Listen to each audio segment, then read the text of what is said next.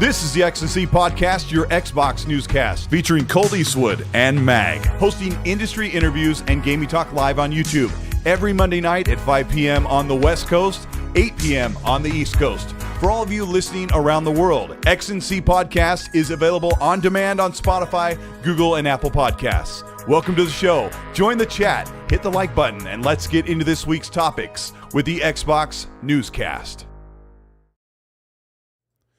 Welcome to the XNC Podcast. I am Colteastwood and wearing a red. I'm wearing red because MAGG is wearing all green, and we're hold on. And we have a guest here. He's gonna go change. Hold on. I'm like, green, I need to wear blue.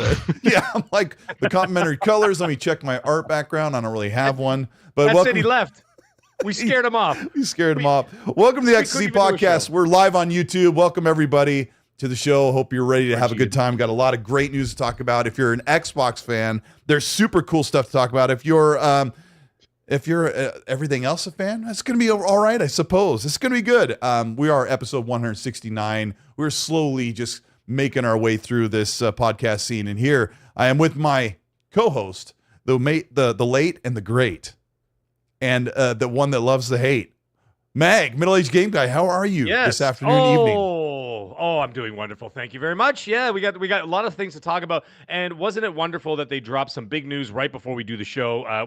Within 24 hours of the show, as opposed to we do a Monday night show and then they drop news Tuesday morning, right? So it's just like, oh, come on, man. Now you got to wait 6 days to get our thoughts and feelings about, outside of like Twitter or whatever, and then get our thoughts and feelings out there. So, I already see some people in the chat are already pissed off, so that's perfect. I'm super happy that you're all here. Magnum's here. Anyways. Shout out to Magnum, who's Magnum's my friend. He's a good guy. And shout out to you, Donna Kazana and Happy Bomb, for holding down the fort, taking care of the moderating stuff. But before we get into all the gaming news and all the greatness, so we've got to introduce yet again, bring back the show. I think this is his third time here. Samurai KBG, who is very charismatic and good-looking content creator, and brought him on because he's an expert when it comes to Halo and Master Chief's armor, whether he looks chunky or not. How are you doing, KBG? I'm very proud. There's very few things I like to boast, but I would like to say that I am a mild Halo expert. So yes, but thank you guys for having me back. I think you're right. I think it's at least second, but I think you're right. I think it is the third. This will be the third because I had you on the week after Starfield launched, and I'm pretty sure I had you on before that. And if you forgot the you've first been on time, mine too. So it's all the same. That's what I'm wondering if if it's all the same, then it's definitely you got. What do you have, like a chalkboard? You're like, Colt show twice. He's been on my show I like twice. to sometimes keep track, man. I don't know. I'm like, how many times have I talked with this person? But yeah, man, it's awesome beer. And of all the things for me to be here for, like this kind of came together last minute. I'm like, hey, since Halo's happening, we should talk this week. And then Colt's like, oh, actually, let's do that today. I'm like, okay. So yeah, I appreciate you. Talk about some stuff. Shout out to Red Wolf in the chat. We got a lot of friends. Kirk Adams, everybody's here. We appreciate you. Keebs, I didn't look at your channel today, but how is this channel yours sitting? He's been growing a nice little, nice major channel. How's it been going? Where are you at? Let people know. Oh, first off, yeah, for whatever reason, XNC audience, thank you guys for meeting me. If it's your first time meeting me, I'm Samurai KBG. Yeah, I'm on YouTube, KIBIJI. I am just a good old-fashioned speculator. I really love people asking questions. I literally just got off of something telling people that. I'm like, when people ask questions to each other, it means they value each other's opinions. They want to know that, and it makes you feel special because it's like, oh, this person thinks my opinion is of some importance because they're asking something. So I just love speculation like that. I am your video game speculation facilitator.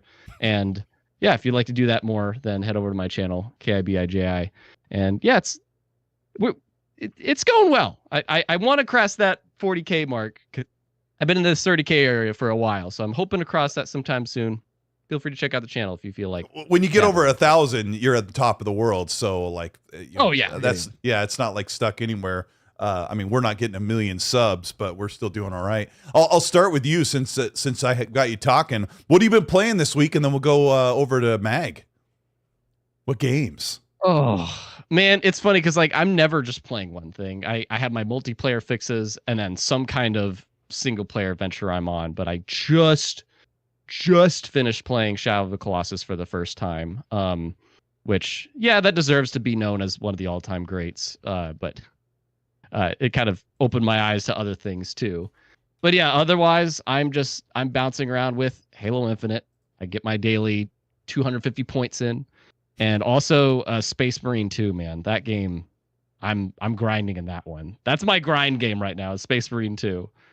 Before Vessel of Hatred, which is like tomorrow. So yeah, if people haven't played Space Marine 2, I don't know. If you want Gears of War, hit that up. I mean, yeah, that is like the bridge that crosses over until the next Gears, which, you know, the people are saying maybe Gears could be out next holiday. I can't believe it. I mean, I don't believe it. In the year that Fable's coming out, yeah, I was thinking about that too. And I'm like, would they release 2 of the 4 Horsemen in the same year? That'd be pretty epic. But yeah. Would and could and should is like always the question with Xbox. Right. And yeah, I was playing a little. I finished up Astrobot, and then I went on like Ghost of Tsushima and Horizon Forbidden West thing. You fraud. Yep, I was trying to play. Fraud. Yeah. Hashtag kickoff Colt. Hashtag kickoff Colt. Ain't that right? Ain't that right, Boxer? Ain't that right, Boxer? You got something to say, bitch? Come on, Boxer. You were comfortable doing that with me. So here's what happens. So Colt's playing Astrobot, and then Colt's playing Astrobot, and then I'm playing Shadow of the Colossus. Like, what is this podcast? Yeah, and it has been interesting because I was talking to a couple of my friends about that, because right now, like, there's this big backup of waiting until Xbox drops like 3 or 4 games at the end of this year, at least 3 major ones, right? And so, is it 2? You got Stalker and Indiana Jones and Flight Sim, and those were huge, right? So anyway, it's like right now I'm not playing specific Xbox games, but what have you been playing, Mag? I've been playing nothing but Xbox. I'm wearing all my Xbox gear. As you can see, I'm wearing an Xbox hat. I put this on just for a select group of people in the chat. Xboxer Mike, Ice Cold. I wore each a piece of clothing each for a specific person that's completely out of their minds. But anyways, I've been having a great time with of all things Avatar, the Pandora one, not the Last Airbender, the Ubisoft one. And isn't that ironic that I get into that game when we're just talking that blue number? You're the best, by the way. And getting into that game, and we're talking about it and whatever, Ubisoft, especially over the last couple of weeks, and the complete meltdown of not only just the fans but also the company itself. And getting into the game and whatever else. And I got to tell you, it's a very interesting experience, that game. It's not like a lot of people say, oh, it's just Far Cry on Pandora. It really isn't. It's actually a very meditative style game where you really get into it, and they truly make you attempt anyway to live the life of a Navi, right? Where you go to like the different tribes. They're part of different areas. One area is you can fly. One area you ride one of those silly looking horses with the 4 legs. But 6. And then of course is it 6 legs? Yeah. And their cultures are different, so you get to experience the different cultures, and you walk around, you talk to the different people, and I'm like, this is kind of cool actually. At first, it started off very slow, then it started to pick up. But then when I realized what this game is all about, I started to realize, I'm like, wait a minute, this is actually pretty damn cool, and I'm really enjoying it. So I'm about 16 hours into that game right now. And what else did I do? And I finished the first. I mean, I've already finished it several times, but I finished it again. The years 1 to 4 Lego Harry Potter. Finished that, and then I'm also going to be starting up Astrobot, hoping to platinum that before Call of Duty comes out, because then Call of Duty is going to be all Call of Duty, right? So we're going to be playing that, and yeah, it's going to be a pretty wild month, man. So it's going to be very, very busy. The new stuff I'm not going to dive into until November. And then I'll be live streaming that on my channel. Like Silent Hill 2, for example, I'm going to try and get that in there like around Halloween time. And then I'm going to start getting into the Resident Evils. So, yeah, I'm really looking forward to all that. But anyway, that's what I'm playing. So, yeah. Okay. Well, so Ubisoft, Avatar, a pleasant surprise. About 15 hours in, I'm really enjoying it. Sorry, I liked it early on. I liked the first half of it a lot, and then it kind of wore on me. I hope you continue to like it. People are crazy. They're always like, no, it's not a good game. It's like, sometimes you can just enjoy a game. But Mag, couple people messaged me. People love to be so dramatic, but it was like one person messaged me, and I got a couple comments. People were really upset. So we'll put you on console war trial today on the XNC podcast, where we keep things the realest of the real, and when we make mistakes, we have to own up to it. But I didn't make a mistake.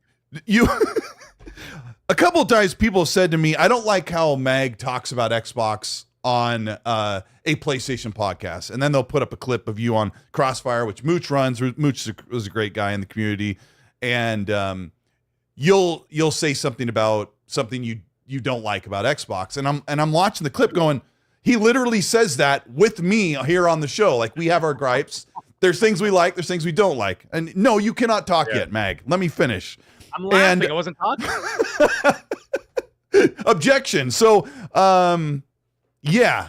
so I've dealt with that. Just the tiniest sliver where people are like, I don't like the way that he bashes Xbox on a PlayStation podcast. And like I said, all the times I've told people, I'm like, he says the same thing on my show. You can go find it. We have the same gripes. We've called it out when it needs to be called out. But this time you completely flip-flopped. And now listen. Mag has said many times on this show that he has unsubscribed. Keebs is like, what do I do right now? You shut up, Keebs, and you just sit there and enjoy it, man. You've said many times on the show that you have not been a continuous subscriber of Game Pass because they haven't delivered the games to keep you a monthly subscriber. And I've said many times on this show, I said, shut up, Mag. I said many times on this show that other than Pal World, they haven't really offered anything this year. And if you look back the past couple years, it's been pretty hit or miss, or long stretches of no big games on Game Pass. Of course, there have been some great games or high-rated games or small like gems. But for the stuff that you and I talk about playing, I see Keebs over there shaking his head and nodding. I love that. The stuff that we like to play and the games we talk about, they haven't offered them, so you have let your service lapse. Okay, so that's fine. That's fine. Yep. What you said on Mooch's show was that you were going to play Indiana Jones, wait and play it on your PS5 Pro. Now, before I ask you to answer for that, I just want to say I have a really good friend who played almost all of his games on Xbox, all the multiplats, played the exclusive on PlayStation. Once he got a killer PC, you know where all of his multiplats are? PC. And so I looked at that, then I said, yeah, Mag has said literally on my show, I'm playing Indiana Jones day one on Xbox. I'm going to play it on, I'll pick up Game Pass. I'm going to play Indiana Jones, but right now there's no reason to have it. Now you just bought a PS5 Pro and a brand new expensive monitor. And so you're feeling the shiny brand newness. What my problem is, and I should let you talk about why you said what you said. My problem is you were surrounded by a couple of the poniest of ponies, a word I don't like to use unless I'm being totally facetious. But there was a couple of hoof clomping ponies in that chat that I feel like, I don't know, there was like a certain energy around there. And I'm like, ooh, Mag's feeding off that energy. And actually, I didn't even read the chat once during the show. No, the panel. There was a couple people in that panel that are just like. D-Batch was on that. D-Batch was on that panel. He was saying the same thing I was. I love D-Batch. D-Batch is he's fighting hard for the PS5 Pro. He's fighting really hard. I'm not fighting for anything. I'm just fighting for the better consumer experience. That's all. Because I'm a consumer at the end of the day. Sure. So what say ye, sir? What say ye? I'll tell you what say ye. Now, it's funny. I listened to one of my clips because it was like 2 or 3, whatever. I don't listen to all that stuff because I generally know what comes out of my mouth. A lot of stuff that gets taken out of context when you clip out 15 seconds of something or 20 seconds of something, you're not getting the full picture. Where everybody goes, "That's it, he floppy," and he only plays on PlayStation now. He doesn't turn on his Xbox. What they miss in the 3 minutes before, maybe the 4 minutes after, is that when I say, when I'm paying $260 a year for Game Pass, I'm not turning on my Xbox between Hellblade and it's now October, and I've had, in my opinion, not everybody's opinion, no reason to turn the damn thing on. Okay. That's it. So like, if people lose their minds over that, you probably should. Hold on, let me get this. You should probably go see a fucking psychiatrist because there's something seriously wrong with you. I mean, were you going to play Aura History Untold and Age of Mythology? Were those like high on your list to play on Xbox? Well, one of them's on PC. 5 minutes. Phil. I played 5 minutes of Lil Gator Detective. It was wonderful. It was worth the $26 a month. My daughter was playing. It was actually kind of fun. It was cute. But anyways, in all seriousness, all joking aside, when you get a 15, 20-second clip of something, that's why I didn't fight with anybody. Did you notice that on social media? I didn't say a damn word about it. There's no reason to. Whatever. There's no reason to, because you're hearing this, but you don't hear this and you don't hear that. And then people say whatever they want. And then they start, the bolts start flying out of the Xbot. And then the bolts start popping off and steam starts coming out of their ears and this and that because they think this and whatever. And which is funny because Saturday night, I was actually playing on my Xbox that night because I just had a hankering. I'm like, you know what? I just feel like playing. I was playing Super Lucky's Tale with my daughter. Okay. And we were having so much fun. I got 6 achievements. I got 6 achievements in an hour. And I was just like, oh, look at that. Achievements racking up. Here we go. Game's cathartic, isn't it? And then it's cute. It's fun. And I looked out at social media while my daughter was playing, and I'm like, oh, everybody's freaking out because they're saying I'm PlayStation only now. Meanwhile, I just got 6 You're holding one of these. Yeah. Yeah, and I got my Sonic the Hedgehog limited edition controller, Xbox controller, and I was playing Super Lucky's Tale, and I was having a lot of fun. And so it's kind of funny to see that. But like, the thing is, what I don't get, and this is what I truly don't understand about how insane some people are, and it's a very small subsect of people. Let's not get crazy. It's not everybody. Like for if look, let's say the three of us all buy the same pair of Jordans. Okay. Okay. We all bought the same pair of Jordans. Everybody in the chat did too. Okay. So we all bought those Jordans, right? Okay. And then all three of us also bought a pair of Adidas. Okay. And I'm walking with my Jordans one day and this and that. And the two of you guys are walking with your Jordans. And then one day Colt says, you know what? These Jordans are giving me a little bit of a hurt my heels. Scab on my heel or something. I'm gonna start wearing these Adidas, and then the Adidas are more comfortable, right? And you're like, you know what? These are actually better for me right now. I'm just gonna wear these. Imagine I'm stopped becoming your effing friend because you decided to wear Adidas over the fact that the other two of us wanted to wear our Jordans, and that's what we love more than anything. That is the insanity of consumer worship of a product. It is insane. I see people fighting online over Apple and Samsung, but in the real world, this stuff doesn't happen. Like if I'm standing in line like for a hot dog on the street vendor and I see a guy pull out an iPhone, do I attack him? You fraud! Right. You fraud! Bliggity blah, bluggity blee.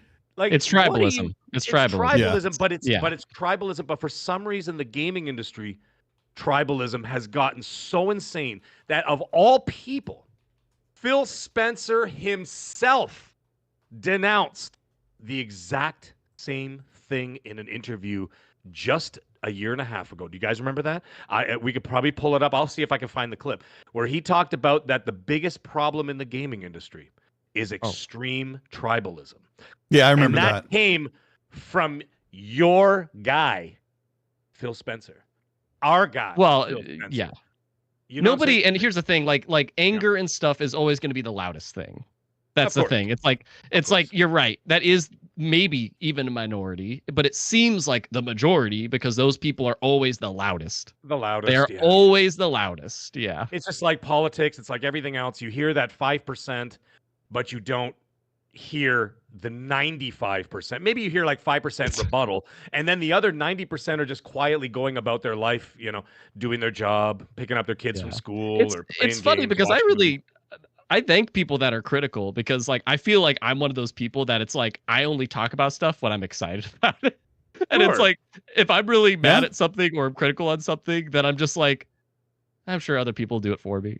You know what, bro? Because those people are gonna do it. They're gonna do it, But we talk about this stuff weekly, right? And that's why it comes out. Like, for example, if I wasn't doing this podcast game for the last 5 years that I've been on YouTube, and I'm doing we're doing. If we weren't doing that, by the way, ever since I grabbed my camera, the thing is completely crooked. So throughout the show, I'm going to reset the camera because of course I angrily grabbed the camera. The thing is that we talk about this stuff for hours and hours on end every week because this is something that we do and people enjoy listening to it and whatever else, right? But the thing is, at the end of the day, if I wasn't doing this and I wasn't happy with Xbox, nobody would know about it. Right? Like no one in the real world is talking about this stuff because it's not consequential. You're just a consumer saying, you know what? I'm not really happy with this right now. I'll put it down for now and I'm going to go do this other thing or whatever, right? And that's how it like my Nintendo. Like I have I have 3 Nintendo Switches in this house, right? And I don't touch it anymore because it's not doing anything for me right now. Does that mean I'm not at liberty to be able to speak about Nintendo? No. Of course it is. Of course I can. I can speak about whatever I want. I am still involved in the ecosystem, in the industry, whatever else. Xbox, same thing. And people are like, well, why aren't you talking about Xbox? Because I haven't played anything on it. I'm not buying Shattered Space because I didn't like Starfield, and that's just my personal feeling. Some people are playing it and enjoying it. Great, go ahead. Enjoy Shattered Space, have a great time doing it. And I actually watched somebody stream about it the other day. I was just watching him play it for a while, and I was like, oh, that's all right, whatever. As long as they're having fun. I was there for the support of the channel. But until Call of Duty, I'm not on there because there's nothing for me to play, right? My third-party games, I play on PlayStation because I game share with my wife. Oh, like what the hell's the matter with people? Are people lost their minds? Look. So, anyways, whatever. Some people do lose their mind about it. And if you're, yes, this is an Xbox podcast. I started this podcast in 2021, and it was the Xbox. It was an Xbox podcast, and the one I was on before was also an Xbox podcast. But I brought Meg on because he also plays other things, and he plays games that I don't bother playing that are well liked and are in the zeitgeist. Now, if you want to come to a channel or a podcast, because I'm well aware that some people have stopped watching the show because they might not be getting the digital warm fuzzy hug that it's going to be okay. Xbox is going to fix things in a few years. Don't worry, just wait a couple more years and the big games will come out. But the other Xbox podcasts are saying the same thing. Yeah, and I mean, I try to keep it without being overly dramatic, and obviously, yeah. Because I mean, I could get really upset, and when I look at this is gonna be rough waters, guys. So buckle up if you're here. Buckle up. Over the past almost 3 years on Xbox, it's been really, really rough. And someone asked me, Mag needs to be careful about how he talks on other podcasts, and I said, he said he unsubscribed from Game Pass. What has Xbox delivered in spades since Halo Infinite and Forza Horizon 5? What was 2022? Pentiment and Grounded. 2023 was Redfall. Hi-Fi Rush is amazing. And then Forza. Dang, I wish Forza would have lasted longer. And then 2024, it's been Hellblade and then waiting and waiting and waiting all the way around the horn till you get to now. So I don't like those things. And the reason why I say I don't like those is I want Xbox to hear me. You need to be more consistent and more what's the word? More frequent with your releases on your platform and with Game Pass, and knowing full well these SOBs are making $3 to $4 billion a year on Game Pass, and they aren't going out and getting the bag for some big third-party stuff to make up for the deficits. Because I know they have this chart, they have this Excel spreadsheet, they have this big board where they line up all the games, when they're going to come in, and their third-party partners, and the big games that you got to stay out of the way of. And they see these big gaping holes 2 times a year, and they're not fixing that. So when you hear me complain about that, I'm not complaining to make you mad. And I hope you can at least see that. I'm not. Yeah. Sorry, Keebs. Let me finish this last 5 words. I'm not saying that to make you mad. I'm saying that because I hope that we can all say, hey, because constructively we can all say, hey, Xbox, you need to fill these gaps. You're almost there. The service, the value on the Xbox platform is unprecedented. The games they put out are really highly rated. I updated my OpenCritic graphic.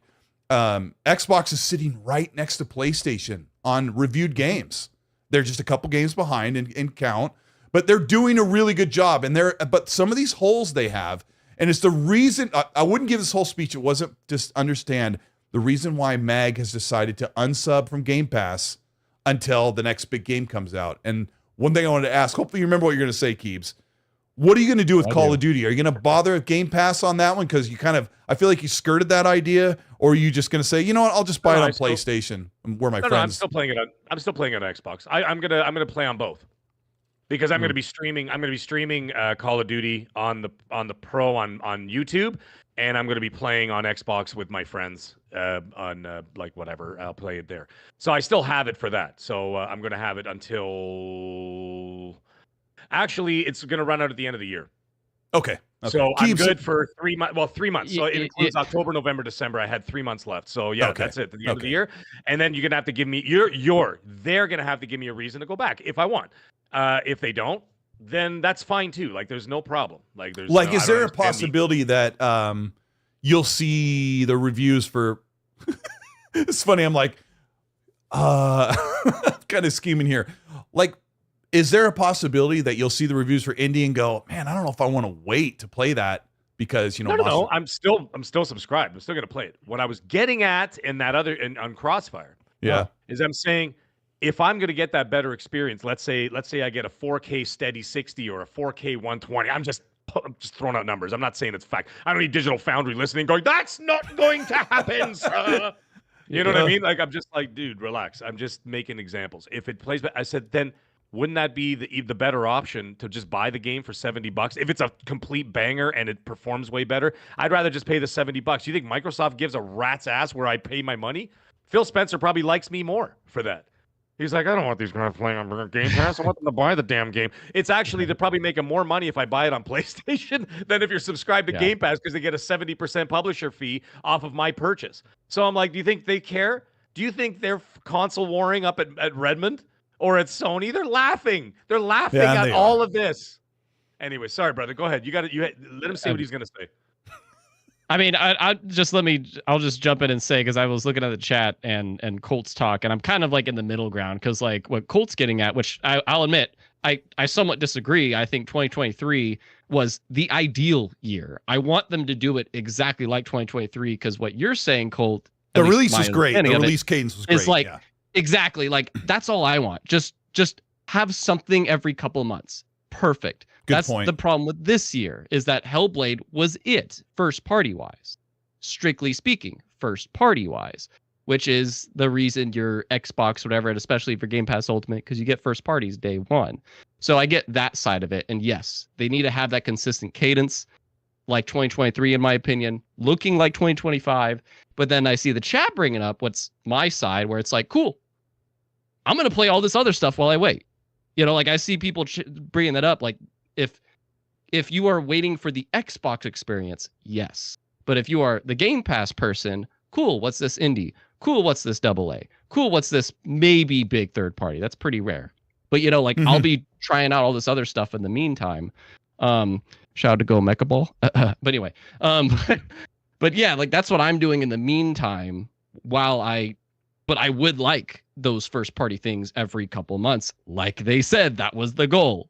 Instead of bulk releasing everything in the last quarter of 2024. The last quarter of the year, I'm so glad they pushed out of it, because don't do that. Spread it out. But I'm with the chat. I do think there's more than just first party to play with Game Pass, but Xbox specifically, that's a different story.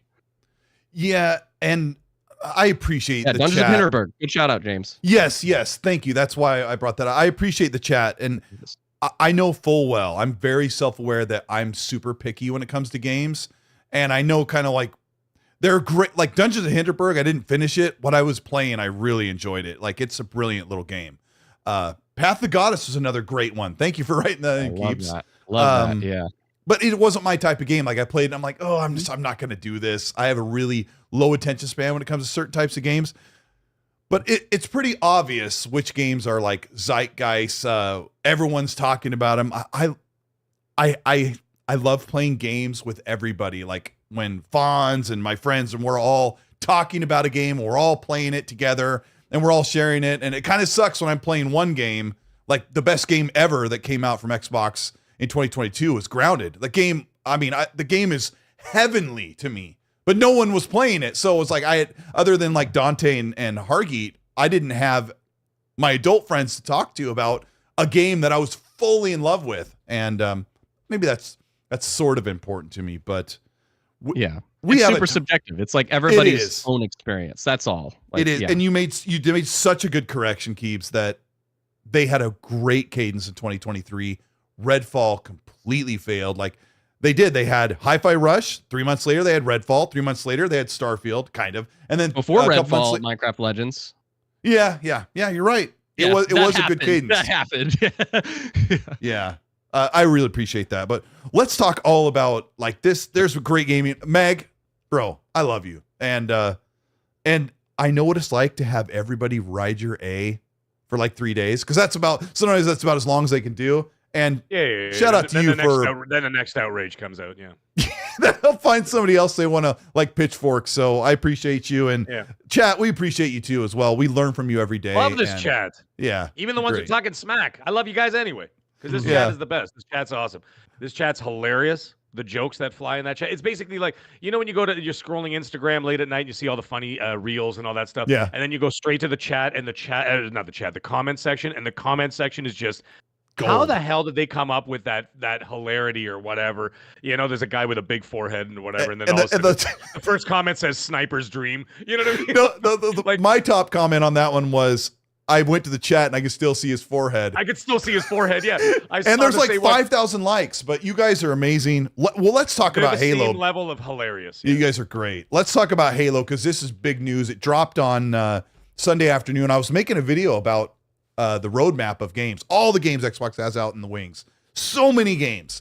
And then they dropped kind of a bombshell about what they're planning to do. And I could kind of set it up for you, but I figured I would give the honor to Keebs to talk about what's going on with 343 and what's tell us what broke. What was the news? Let's talk about it.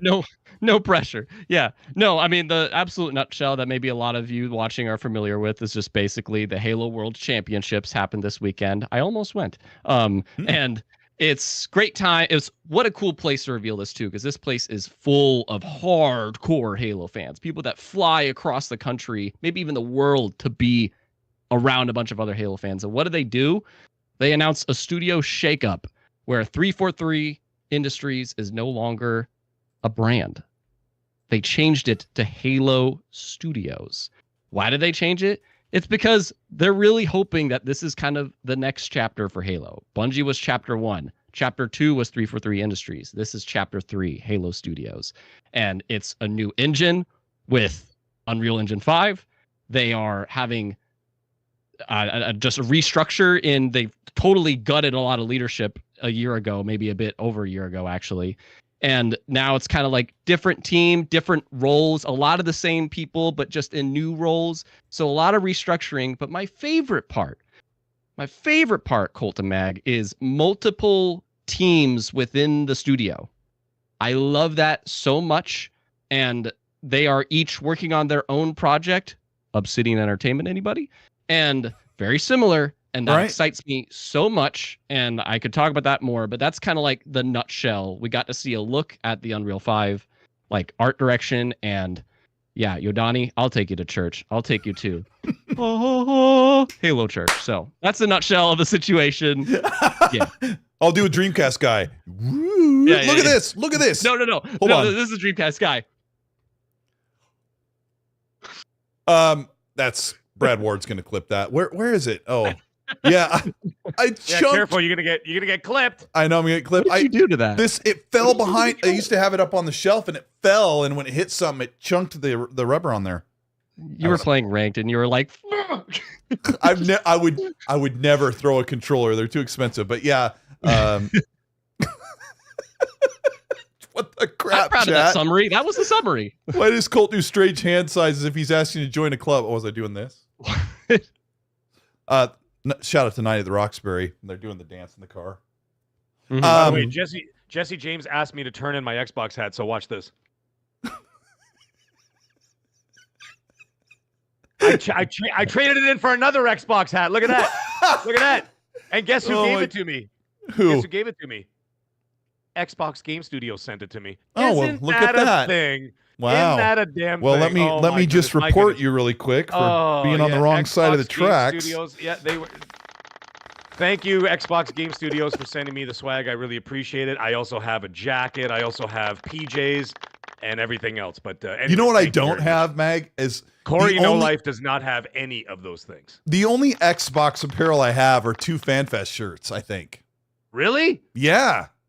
Well, 3 if you count the Bethesda achievement unlocked. Anyway, we're not talking about that. You got 100 points. You got 100 points for getting 2 jackets. Valerian says, Phil Spencer.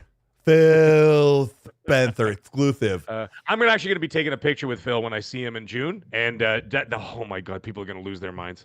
Oh my God. And I'm going to pretend I'm whispering in their ear. They'll be, Mag, what were you whispering in your ear? I was going to say, I unsubscribed to Game Pass, Phil. And then we take the picture. And Phil's then like, he could do the Dreamcast guy face. Dreamcast guy, I like you, man. I like you. I did a show with him actually a month ago. He's a nice guy. You can make your complaints. Just don't make fun of the way somebody looks. Just say, I don't like what you said. Let me read a couple supers. We're going to dive into the... Yeah, he's working out. He look like you in a minute. Anyway, sorry. Go ahead. We got to get back on the Halo because we're going to get on the Halo. Let me grab a couple supers. We're going to dive into the Halo stuff because yeah. Maxi Coleman, thank you so much for the ARS 50. Says Halo has a multiplayer engine now. This is the beginning of the end for Xbox brand. We'll talk about that one a little later when we dive into Jahan Cross. Sorry if I didn't get that right. Thank you for the $2. Says Maggie getting canceled again. Smiling emoji. Grandpa's Barbecue Game Cat, our good friend. Thank you so much for the Australian $5 super. Says I'll be playing Halo 7 on PC with PlayStation's VR2 via UEVR injection. I'm an Xbox PC or pony lover. Play it however you want. It'll be interesting. We're going to talk about what is coming from Halo, what they're making. Yes. Chris R., thank you so much for the $10 super chat. Says you guys are right to criticize Xbox. Even after some great Halo news yesterday, I'm trained to think that Phil and Satya are currently at Home Depot buying the brake to step on tomorrow. Yeah. My goodness. We're going to talk about the uphill battle and Sorry, the changes. I hit the button late. That's all right. DC Gaming, thank you for the 5. Says the problem with waiting for 2025 and 2026 games is that it seems Microsoft is doing less big Game Pass day one drops. Keeps pointing that out as well. Thank you. Space Marine and Metaphor went from day one to not. I don't think Space Marine 2 is supposed to come to Game Pass, but a lot of people thought Metaphor what's the R word? Metaphor Refantasio.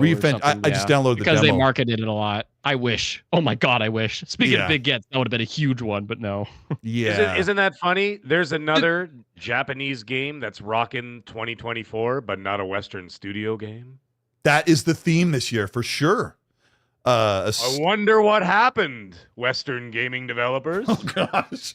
What changed? Sorry, go on. Michael Angel Ezekiel Ortiz, thank you so much for the $5 super. Says Colt, you look good in red. You guys rock like this. Thank you. I don't wear red often. I always wear black, navy blue. Keeves is always wearing white. Every time I see him, he's got the angel white t-shirt. Wait, you were wearing blue once.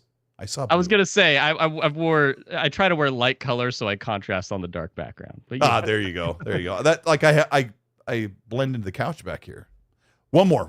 Red Wolf, thank you so much for the $5 super chat. I haven't talked to Red in like 5 days. Kind of need to. He says third person in Halo is going to be amazing. We'll start with that. I wanted to see a game in Halo in third person for a long time. Do you think it will come to campaign? What a great question. Let's shoot. I know Keebs wants to talk about this. Sorry, Meg, I got to ask him first. Third person mode is coming to Halo in November. What does that mean? Because I feel like I want it. What is it? I want it so bad. I mean, so you got again, I'm going to say in quotation marks a Halo expert here with you, and something that, and speaking of Mags' drama, a big drama that's been going on in the Halo scene is this third person shenanigans, because yes, third person is coming to Halo Infinite in a very specific way, by the way. It's not like it's in the UI where you can just say, hey, I want to play this game in third person.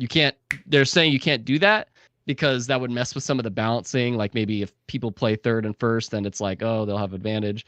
But for modes, that's what they're going for. So for certain modes, you can go third person. Like an example they had was, if anybody remembers Juggernaut or VIP, like when you are that, you go third person and you have like the gravity hammer. And I'm like, that's pretty cool. But but in regards to that question, but the drama is that everybody's like, how dare they go third person? Like Halo is a first person thing, which I agree with. I do. But like there's such a divide right now because they're doing it. And my opinion on it is that like, well, you know, they've had third person somewhat ever since the beginning when you get in a Warthog or a vehicle. Oh, and also when you grab a chain gun. Oh, and when you do assassination. Turret. Oh, and turret. And when you when you do the super punch. Actually, I can't even remember what it's called, which I do all the time. Ground pound. No, the grapple punch.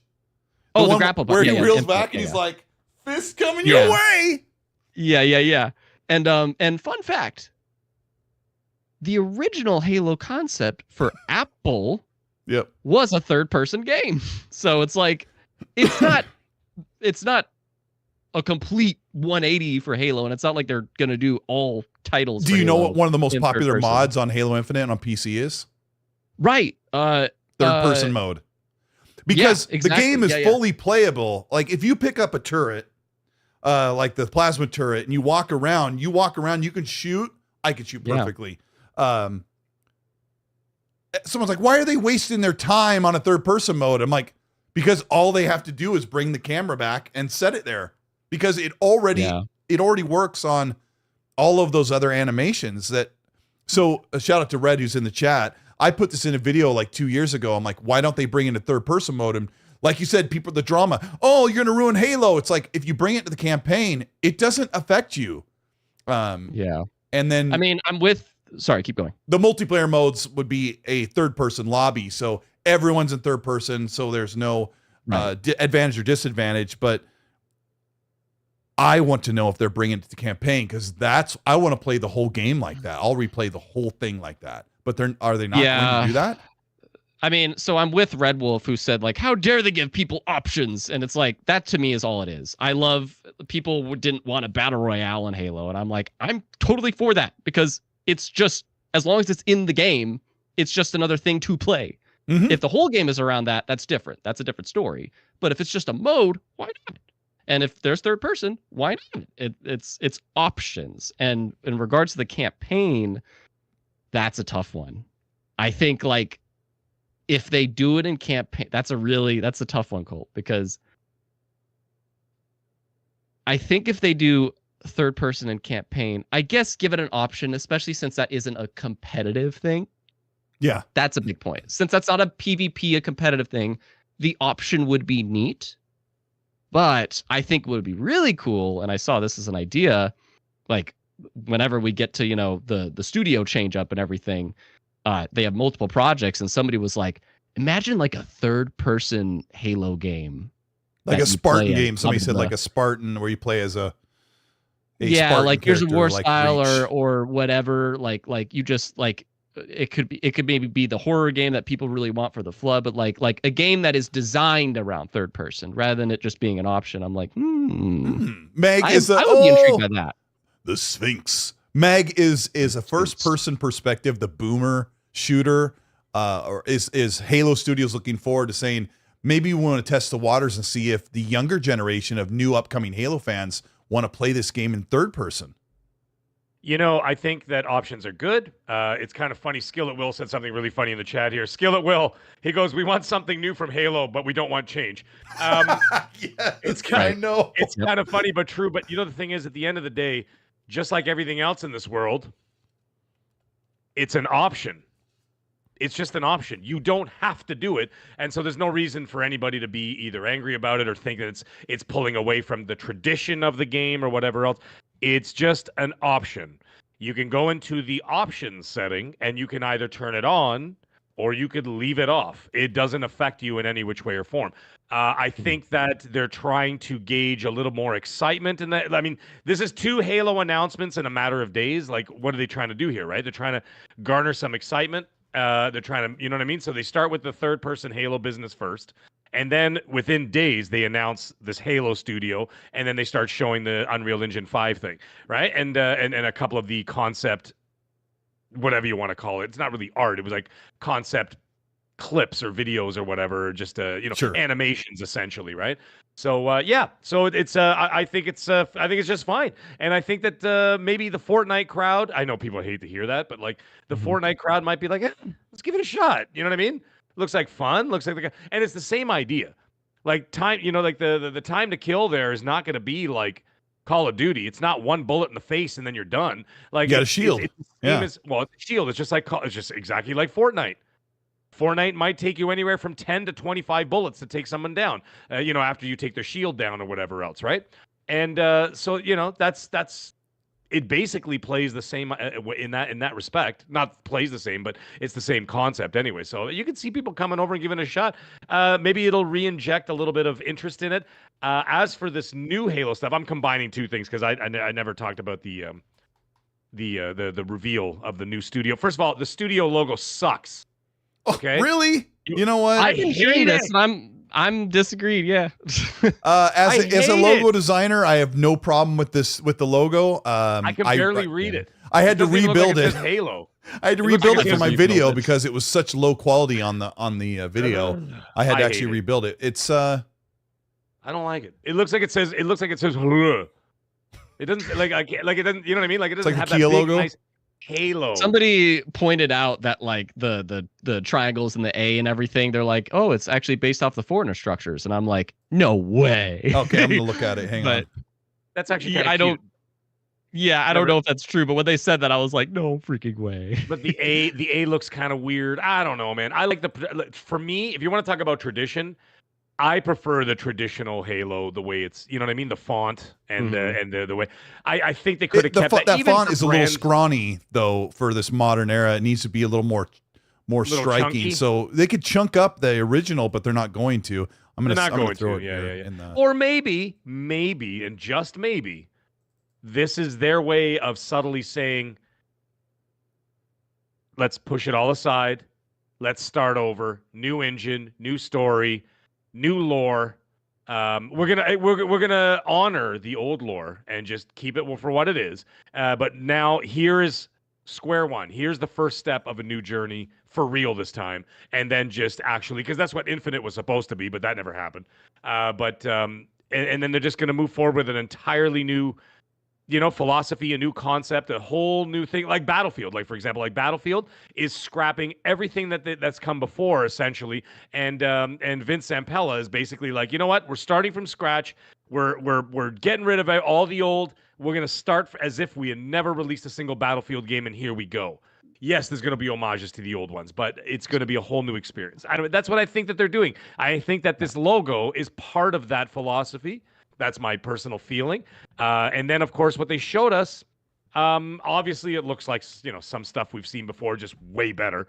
But I also don't think, I think they've also come to realize that even though I liked it, I thought Halo Infinite was a lot of fun. I love that campaign. And I love the multiplayer. The only problem with the multiplayer is that first year was so bare bones. By the time Call of Duty came out, I forgot all about it. I was like, all right, dude, like you had your chance. It was a like you did great but too late kind of a thing. Yeah. Too little, too late at that point. Like you released one map after 11 months. I'm like, dude, Call of Duty's here. Sorry, I gotta go. You know what I mean? It's like when it came to shooters. Can I ask though about like that? Well, just before moving too much away from that logo and the font, like because it's as you said, the whole it's kind of maybe what it symbolizes changing the studio. And do you guys agree that like this rebranding was super important? Because like I saw somebody earlier say like, yeah, exactly. Somebody earlier, I forgot who, but they were like, but the question is this better than 343 Industries? And I'm like, absolutely. That's the issue, is that the name 343 Industries, and I say this as a black guy, diehard Halo fan. Yeah, it's just there's some, admittedly like me, that like I didn't defend them, but it's like, okay, they are finally going in somewhat the right direction.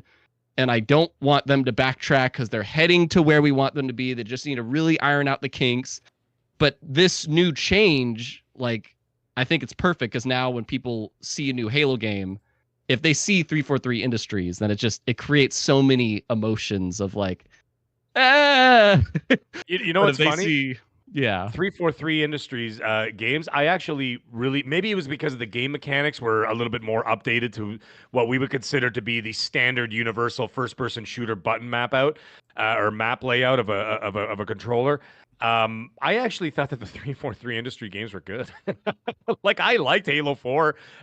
Halo 4 is Ha- incredible. It yeah, was Halo so 4. good. I actually really enjoyed Halo 5. I played it multiple times. And then Halo Infinite, I played through that campaign twice. I really, really liked Halo Infinite. I That loaded Spartan up. Punch, man. Oh, I love, Dang. it's still You guys good. keep bringing Meg, that I up. loaded it up Dang. an hour before the show, and I just was up in the open world where I have like completed almost everything. And I was just taking on enemies, driving around the Warhawk, getting out, using the grapple, doing all this stuff. And I'm like, yes, this is brilliant, because I had a conversation with a friend of mine today, and I said, you know, Halo Infinite had its problems. And he's like, hold on. Halo Infinite was really well loved. It got an 87 on OpenCritic. It got a high score. Yeah, it got a high Like score. they loved it. It's mighty on OpenCritic, yeah. Yeah, and the multiplayer suite was incredible, but a month later they're like, what now? And it really Well, right. killed the momentum of Halo Infinite.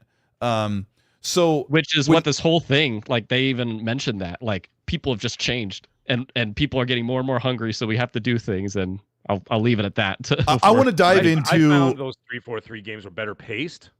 I thought they were a little bit, you know what I mean? Like I thought the first three were great. I played them all. I love the and old Reach ones and too. ODS. Reach and ODST were like the standouts for me for the original whatevers. But the thing is, at the end of the day, I actually found that the 343 games, I thought that the stories and the pacing of the game were done better, in my opinion. It's just that the studio was a complete disaster. But that, like, you know what I mean, and their management or whatever else. Which, and it's thankfully they changed. And it's 4 in Halo 4, the Cortana and Master Chief story is like really, really super touching and really Loved emotional, right? I want to get into will this fix Halo in a minute, but before we do, we'd be jumping too far ahead. I want to talk about what they showed, because if you look at, Mag brings up the old 343 games, Halo 4 and 5, I think, I love them. this is my opinion. I think they look visually better, but Halo Infinite is an open world game, and I feel like maybe some of that extra like flourish was rushed and left on the table for Infinite. I want to talk about what we saw, because there's kind of two sides to my teeter-tottering opinion of what I saw. Incredible environments. They showcased, for those of you who didn't get a hold of what happened with Halo on yesterday, they showed this tech demo. They're moving away from Slipspace engine. Halo has always been in the Blam/Slipspace engine. That will get into our conversation in a little bit, but they built, what would Halo be if it was built in Unreal Engine 5? Now, Xbox's studios, if you look up their whole suite of studios, most of them are working in Unreal Engine 5 right now. So this is going to do a lot of things for Xbox. So what we saw was Master Chief and Elite. We saw the reimagined version of the Energy Sword. We saw the Flood, like them showing the Floods, like, okay, good, you guys know this is important. What else did we see, Keebs, from this showcase that is a standout revelation? It's so funny because people were really focused on those visuals, like you were saying, and I'm just like, tell me about the studio. Tell me about the studio. Like, that's what I cared about more than like the visuals. But the visuals is what's gonna get like the masses. I get. But yeah, no, those, you kind of listed everything, and the thing about the Flood one is that it was more so to have 3 very different environments. That was the goal. Like, we want to have a very Pacific Northwest thing. We want to have something very different, just atmosphere-wise, being this snowy place, and we want to have something very alien. So let's just do Flood, whatever. So will there be Flood? Who knows? But hopefully, I think so. But yeah, but I think that whole tech demo, you see, I see people bring it up. It's like Mark IV armor for Chief, and which brings a lot of questions to, is this basically soft confirmation that the Halo 1 remake is a thing?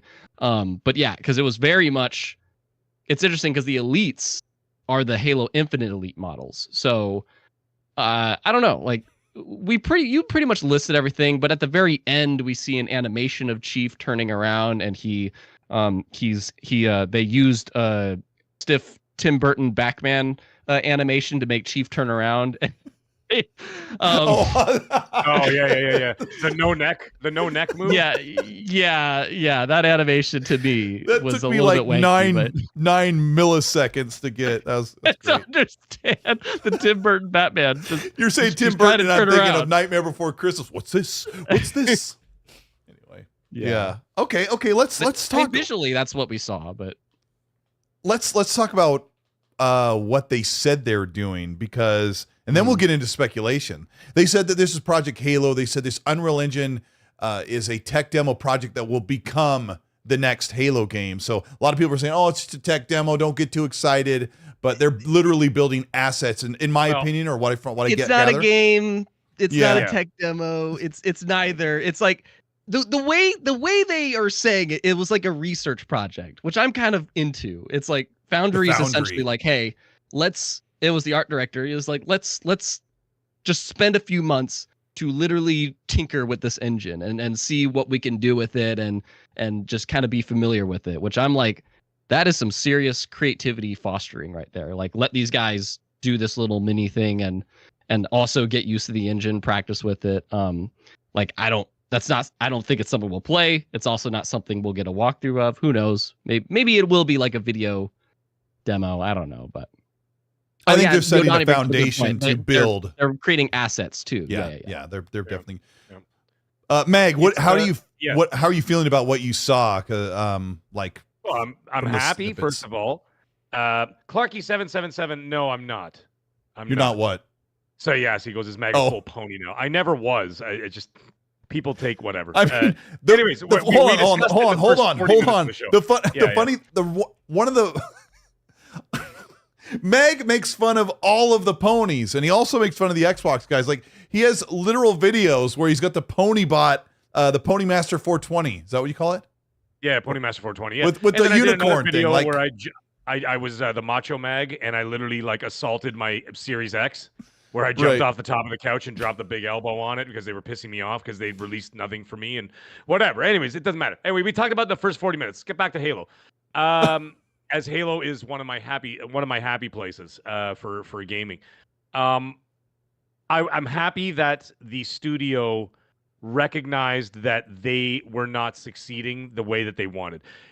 Regardless of the fact that I liked Halo Infinite and you liked Halo Infinite and you liked Halo Infinite and the chat liked it, and it was, as Hargy points out in a super chat, Player's Choice Game of the Year. We'll read that later. Whatever else. It was not a success for Microsoft. Those are the bold realities that everybody needs to stop console warring and stop the crap and look in the mirror. The man in the mirror. Oh yeah. You mean the Halo franchise in recent is not recent was not the commercial success they wanted. Yeah. And these are from people that I spoke to who worked at 343 and people I spoke to at Xbox Game Studios at the brass was not happy. On top of the fact that they lost millions of dollars in marketing. You remember the marketing? And then they delayed it a whole year.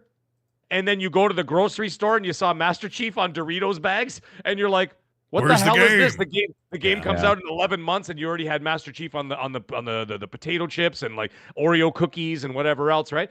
And to them it was a financial disaster. This is great remodeling to start over, very much like how Battlefield failed.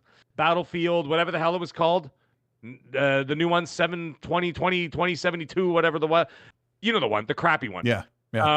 Anyways, that failed too. So what do? They go to Vince Zampella and they're like, Vince, dude, you're like our FPS guy, man.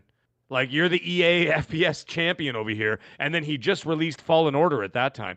And that was also another commercial success. So Vince Zampella's like hitting every ball out of the park. They went to him and they're like, dude, please, let's start this from ground zero and start again.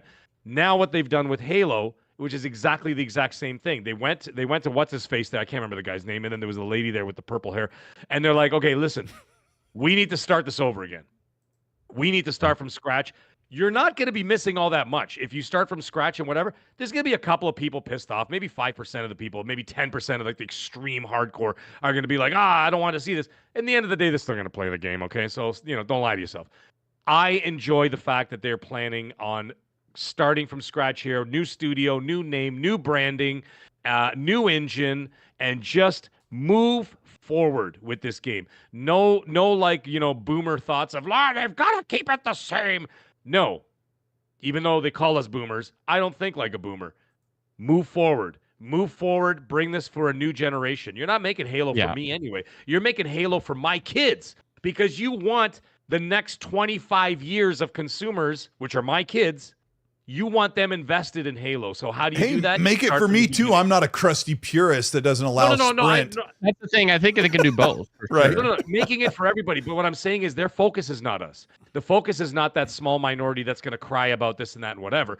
They're looking at that younger crowd to get in there because they're the consumers of the future.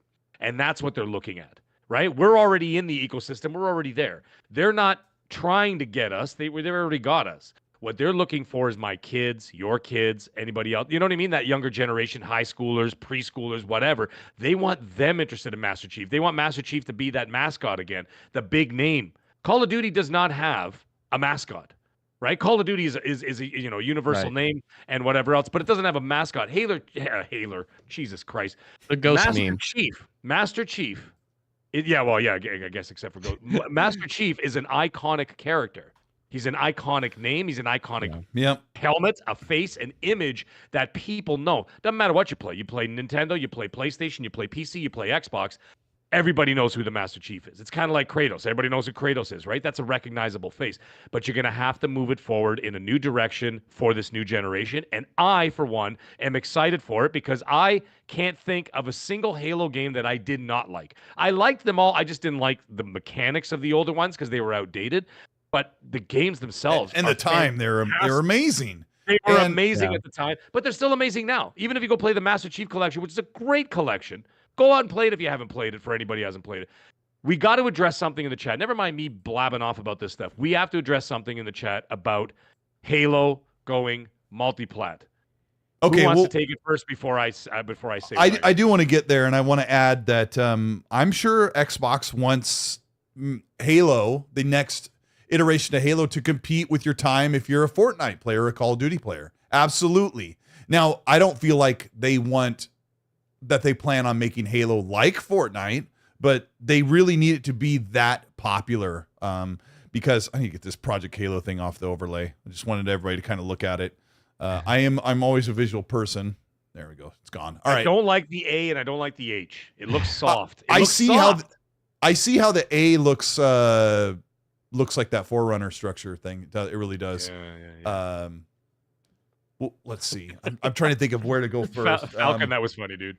Before we talk about where Halo is going, we need to talk about the first project that we are all very sure is in the pipeline to come out from Halo Studios. Is that what they're called? Before we get into that first project, we got a couple of supers here. Check, please. T says with a $5 super chat, Halo should have never. Oh my gosh, I love this. I love this chat. Everyone pay attention to this chat. I love this one. They said Halo should have never went rated T for teens. Go back to rated M and bring back the flood. What? Yes. Were they rated M? I can't remember. Yes. Yeah, absolutely. They were yes. like back in the day, in the original day, they were rated mature. Oh yeah, all the Bungie games were rated M. Every single one of them. So the why only did ones they that show were Master T rated Chief's were ass? just Halo Wars. I don't know, man. I mean, if you're gonna rate it M, tell you. I want to see the cheeks, like the TV show.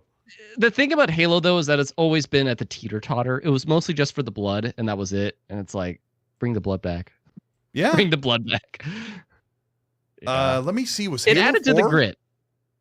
Oh, Halo 4 was Halo 4 rated was. M. Halo 4 was. Yep. I'm looking and that to was see. it. And Halo 5 Guardians is rated T for teen. That's where from it there changed. on. That's when. Yep. Okay. So basically, after 343's basically opening game, then they went teen after that. Well, you know why? Because they were trying to expand the market, right? Yeah, it's just like Right. Hollywood. Like Hollywood takes a movie and they turn everything from an 18 rating or rated R and they go to a 14A because they're trying to expand the market, right?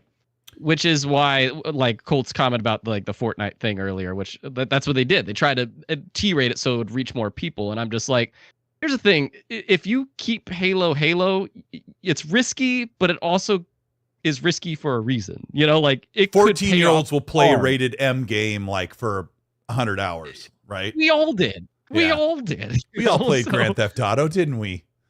Yeah, we did. when my daughter was like Anyway. 5, I was playing Grand Theft Auto and San Andreas. Like, of course, it looks goofy now, but she says to my mother-in-law, "This is how the girls walk in Daddy's bad game."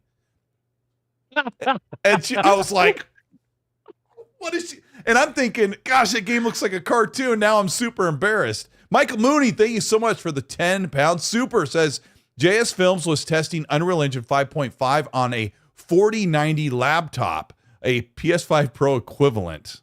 Well, not with a 4090, but okay. And was able to have 200 uniquely animated characters on screen running over 50 FPS. There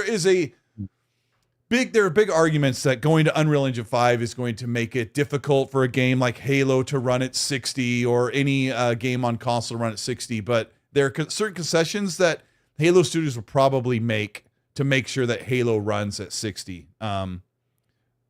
Especially with these new consoles or what's coming up new. There's a lot to get into, but I know people don't like the word AI, but AI upscaling is going to do so much so that you can make a game look incredible at a low resolution because the graphics are so finely detailed. You know, you can see all this stuff on the character. Like when you look at a PS4 or even a PS3 Last of Us, right? It looks really highly detailed.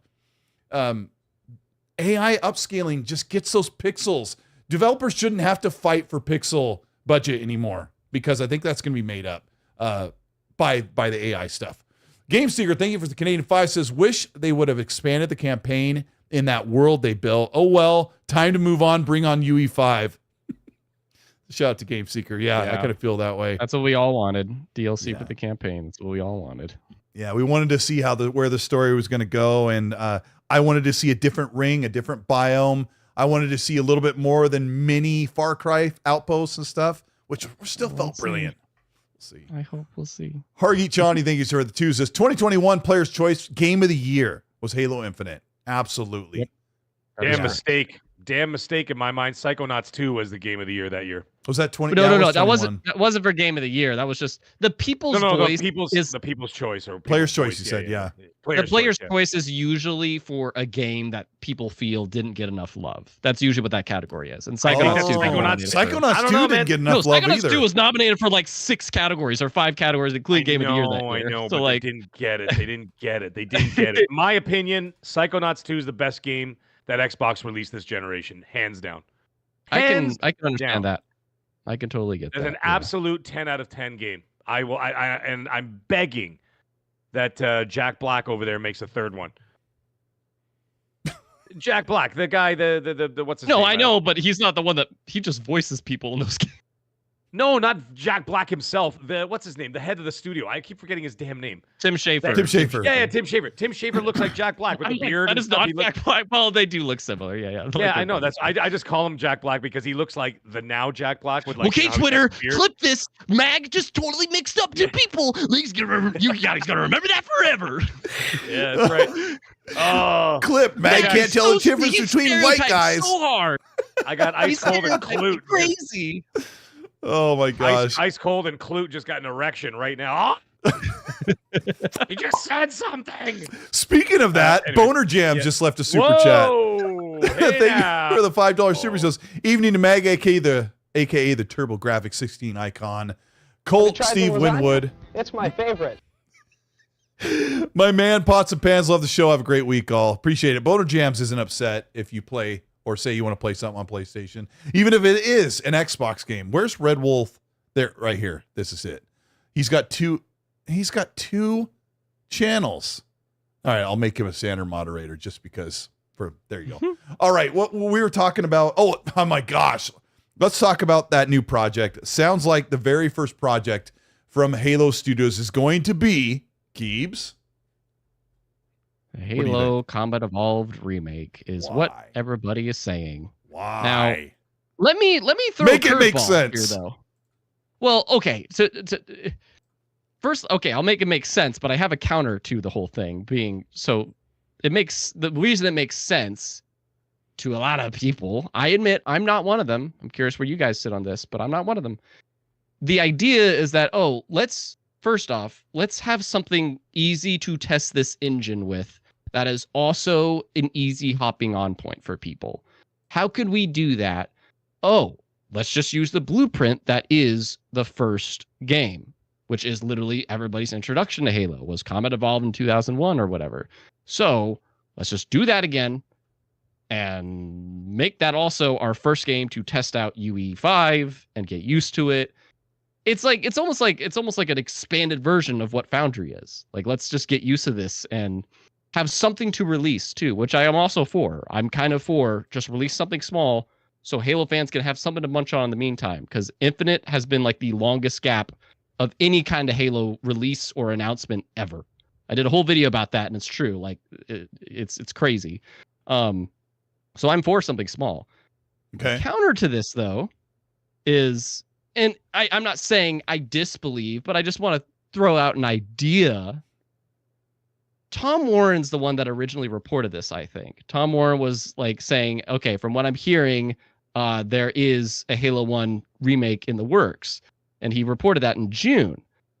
The art director that joined Halo Studios, he joined in January of this year. The art director is the one that pitched this Project Foundry. I hope you all are following me so far. Chris Matthews, is that his name? I think so, yeah. Okay. And so he pitched the idea, hey, let's try this Project Foundry to get used to the engine. Okay, what could we do? Blah, blah, blah. And if you look at the models in this thing, you see Chief is definitely based off of his Halo 1 outfit, which people are saying, oh, that's soft confirmation. But what if Tom Warren caught wind of Project Foundry? Okay. What if he caught wind of Project Foundry and was just like, that's a Halo 1 armor. Oh, they're remaking Halo 1. What if this was just a test project that they just use these models and whatever, you know, like, I'm it's a very big stretch, but what I'm getting at is maybe it was just like a misunderstanding of what was being built. Maybe he saw Foundry and not the actual 1 remake project. He just saw that armor and was like, oh, Halo 1. That's a stretch, but I thought, like, it's a possibility. Because they got to make Halo 3 instead. Anyways, yeah. So yeah, we didn't get a Halo 3 remake at all. That came and went. I actually right? don't care. I don't need any remasters, any remakes. I just move forward. Do a spin-off as your test project. Anyway. And I'm paying attention to what you're saying, even though I have massive ADD. Is your camera ever so slightly rotate back and forth? How does it do that? It's a ghost. It's floating. It's hanging. It's so cool looking. No, it's not hanging. It's just it's on like a little machine slider thing that it just kind of slowly moves back. It's so cool looking. And I can change the speed of it. Now this is full blast. Oh my god. That is so cool. Oh my gosh. Yep, that's me. I totally heard everything you were saying. I was like looking down like this, like. Are you seeing it, Mag? Ever so slightly? Yeah, I'm watching it. It's a good. Well, I made it obvious before. Now I just have it going slightly. I'm going to tie a string to mine, and like during the recording, I'm going to be like, see like how much is. Oh yeah. It's so cool. Anyway. Okay. So I'm kind of ticked about a Combat Evolved remake because I've played Combat Evolved like maybe 6-7 times, all the way through, right? And we already got an anniversary remaster in modernish graphics in 2011, right? So, yes, Nerds and Alerts, this Cole's ADD is hilarious. Yeah, I am. It's a thing. So, what if the plan is to, and I'm on board with what you're saying, let's figure out what Unreal Engine can do with Halo. Let's make sure it feels like Halo. And I think it will. I think it doesn't matter what engine it's on. The animations and shooting combat and all that stuff is not an engine things per se. That's up to the programmers to do that, to make it feel like Halo. And I think it would, and I would be very, very confident that when you play it, it would feel like Halo in Unreal Engine 5. Okay. They can fast track to production because they already have the foundation, like you said. But if you're going to do a full remaster of Combat Evolved and bring people into, this is the time to bring this game to everyone. And I have a feeling that the plan is to launch Halo Master Chief or Combat Evolved in, let's say, 3 years' time and put it on every console. And that would really tick off a lot of fans because Halo is the identity of Xbox. I I don't feel super confident that they would bring it to PlayStation, but it will also be a pretty interesting test bed to see if Halo could become. It already was supposed to be one of the most popular shooters, and it used to be. But if it was ubiquitous, it could mean the next Halo game could be even bigger. Mag, what do you think about that? With Master Chief Collection, though, but I thought so too. Like make wrong. Master Chief Collection and bring it to PlayStation, see how it does. Yeah. I don't know. Sorry, but Mag. Yeah. They were supposed to, and they might still, but maybe this rebranding is going to delay all that and then push a new Halo Combat Evolved remake from the ground up as the introductory game into the PlayStation market. And and possibly, depending on if the hardware can handle it, the Switch 2, or whatever you want to call it. We'll just call it the Switch 2 for argument's sake, right? Because we know that the new Switch, well, some of us, most of us know by now, like the new Switch next year, they're getting Call of Duty, right? So they're getting the new Call of Duty, and it's going to continue to go on there. Why, anyway, so it's possible that a Halo can get on there too, maybe. But the thing is, you got to ask yourself, just like E-Day, when you got Gears E-Day coming out, and then you got the rumors of this Halo Combat Evolved coming out, seems like they're starting from ground zero again, and not just because they're going to move the series into a new direction, as I was saying a little bit earlier, which is something I would prefer. I think that they're doing this not only to reboot the series from the ground up for everybody on the Xbox side of things. I think they're also doing that so that they introduce it to people that are not on the Xbox side of things. And that's kind of where I see that all going. I saw you grimace, okay? I saw you grimace. But these are the realities. These are not something. I know some people don't want to hear those things, whatever. But part of those lists that we all got crucified for when I got canceled the first time this year, which of course I was 100% right, was one of the things on that list was the Halo Master Chief Collection going to PlayStation. But in light of this, as everybody knows, things change. Stories change. Ideas change. Business plans change. They evolve, no pun intended. You know what I mean? They evolve into something different. They say, hey, listen, this is the idea. And then it grows from that idea. Maybe somewhere halfway through the year, everybody sat down and said, you know what? Why give him the MCC? Let's give him this ground up with the UE5 and really impress that player base that will want to invest further into this ecosystem or into these games for the future, instead of giving them a crusty ass old 25-year-old Halo game.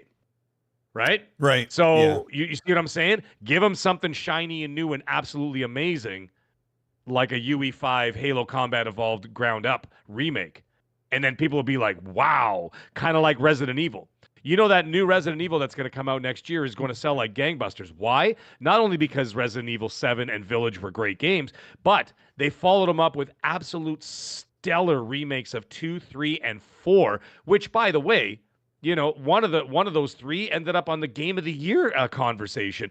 That is another reason why you got a whole new generation of people and a whole new crowd of people invested in Resident Evil. They're doing the same thing. This is a smart idea.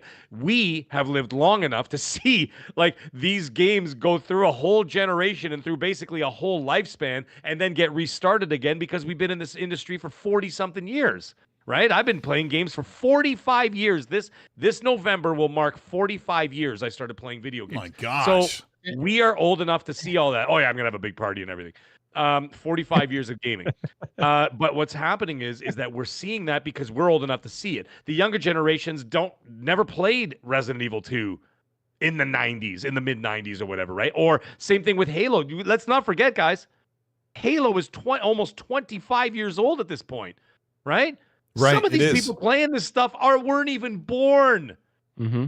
They were a twinkle in their eye and possibly my eye, because I'm probably your dad. But you know what I'm saying? It's just like, these are all the things that's why he never came back from getting milk and cigarettes. Anyways, the point is that these games are so old that we're just seeing a whole new lifespan. So I think we're in a very unique position to see these things literally being reborn like a phoenix and starting all over again. And I think Halo doing what Gears seems to be doing, I think it's a great idea, and I'm all for it, man. I'm all for it. Give me a whole new life in those gaming spaces and those specific IPs.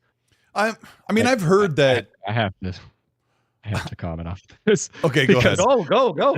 Because like, so, and I'm definitely on the opposite side of the spectrum, but like, I get it, you know, like I totally get it. And it makes absolute sense. And I think I'm just like, so I just want to see the future of Halo rather than like a different version of Halo, if you will. And even if it's without Chief, like, even if it's just totally new characters, fine, even though I'm fine with that. You know, that's controversial, but I think it works. But in regards to the, like, that's the part that I'm like, I'm a different boat, but I get it. The PlayStation thing, that makes sense, you know, if you want to open it up to the market. I want to shout out a message from Crusader that I'm totally with. He says, like, I feel like Halo Studios will make a few story games and a multiplayer game, which they can keep updating and possibly put on PlayStation. That's where I sit with it, where, and I did a, like, not to plug in my channel, I would love for everybody to check this out. I did this video about how Halo. You can go to his channel by going in the description. You'll get his Twitter handle, which will take you to his channel, and you can go check it out. Go ahead, Cubes. Thank you. But I forgot what I titled this video, but I think it's essentially like Xbox is moving away from Halo or something. But the idea is essentially, I'm pitching, they just are creating campaigns. That's what they're doing. They're creating campaigns to help release more frequently. And if you look at, and I did the research, Halo polls 70 to 90% of the fans, they care about the campaign more than multiplayer. I know a lot of people. I put most of my time into multiplayer, but admittedly, I'm a campaign guy. Now, if they do that, hypothetically, if they did, those being exclusive to Xbox, fine. But the more players, you want that on PlayStation, which will be controversial. But if you have more players for a multiplayer, you could do the cosmetics, you could do the battle passes, you could do the expansions, blah, blah, blah. And that's how you'll make money. And that's how Sea of Thieves did it. And they're making a killing doing it. And I think that's what I could imagine. But we'll have to see. All right. Now, we've heard that Xbox had this plan to bring the Gears collection multi-plat to PlayStation to entice people to jump on board with the Gears series and then come out with a new Gears game and only put it on Xbox platform. Even that idea, with the same thing with Master Chief, like Mag said, even that idea is counterintuitive to what they're doing. I've also heard from more people than just the other thing I said, is that Xbox wants to have core franchises that are always only exclusive to their platform on Game Pass or on the console. And I saw someone in the chat, I'm sorry, I don't remember who wrote it, but if that said that if they put a Halo game on PlayStation, there's no reason for the next Xbox. That is so untrue. And now I don't think, I'm going to plant the flag and say, I don't think they're going to be putting a Halo game on PlayStation whatsoever. Even though, like Keith said, a multiplayer suite would grow and thrive if it was available and ubiquitous to everyone. I think Halo is probably going to be the flagship game that stays core to the audience. Now, I may be wrong, and someone will clip it before I say I may be wrong, right? But I think that's where it is. And someone said, what is the point of bringing this up? Like these, we like to speculate about what could happen or what we could brought happen. it up. Speculation. A lot of people in the chat were asking, so I figured we'd entertain that. You know and what I mean? I wanted to bring it up as well. I had it here. And and I think it's an important conversation to have. And not everyone plays on just one device, or not everyone plays only on this device or that device. And we all have friends that play on multiple devices or maybe play on a different one. So it is a conversation to have. I don't think that Halo is going to go to PlayStation. I think Xbox has every opportunity.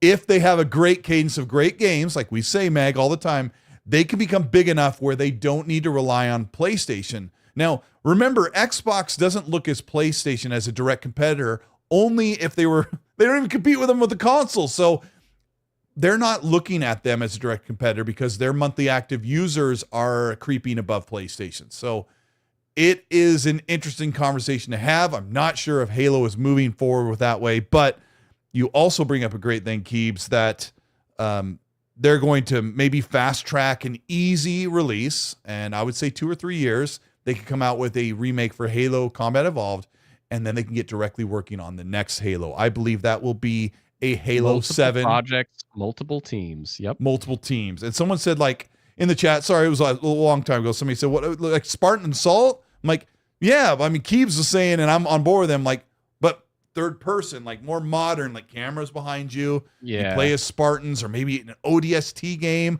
4-player co-op, where you just run through linear levels. Game that you drop, like, I'm not saying like Helldivers, but imagine like Space Marines 2. You know, you have operations.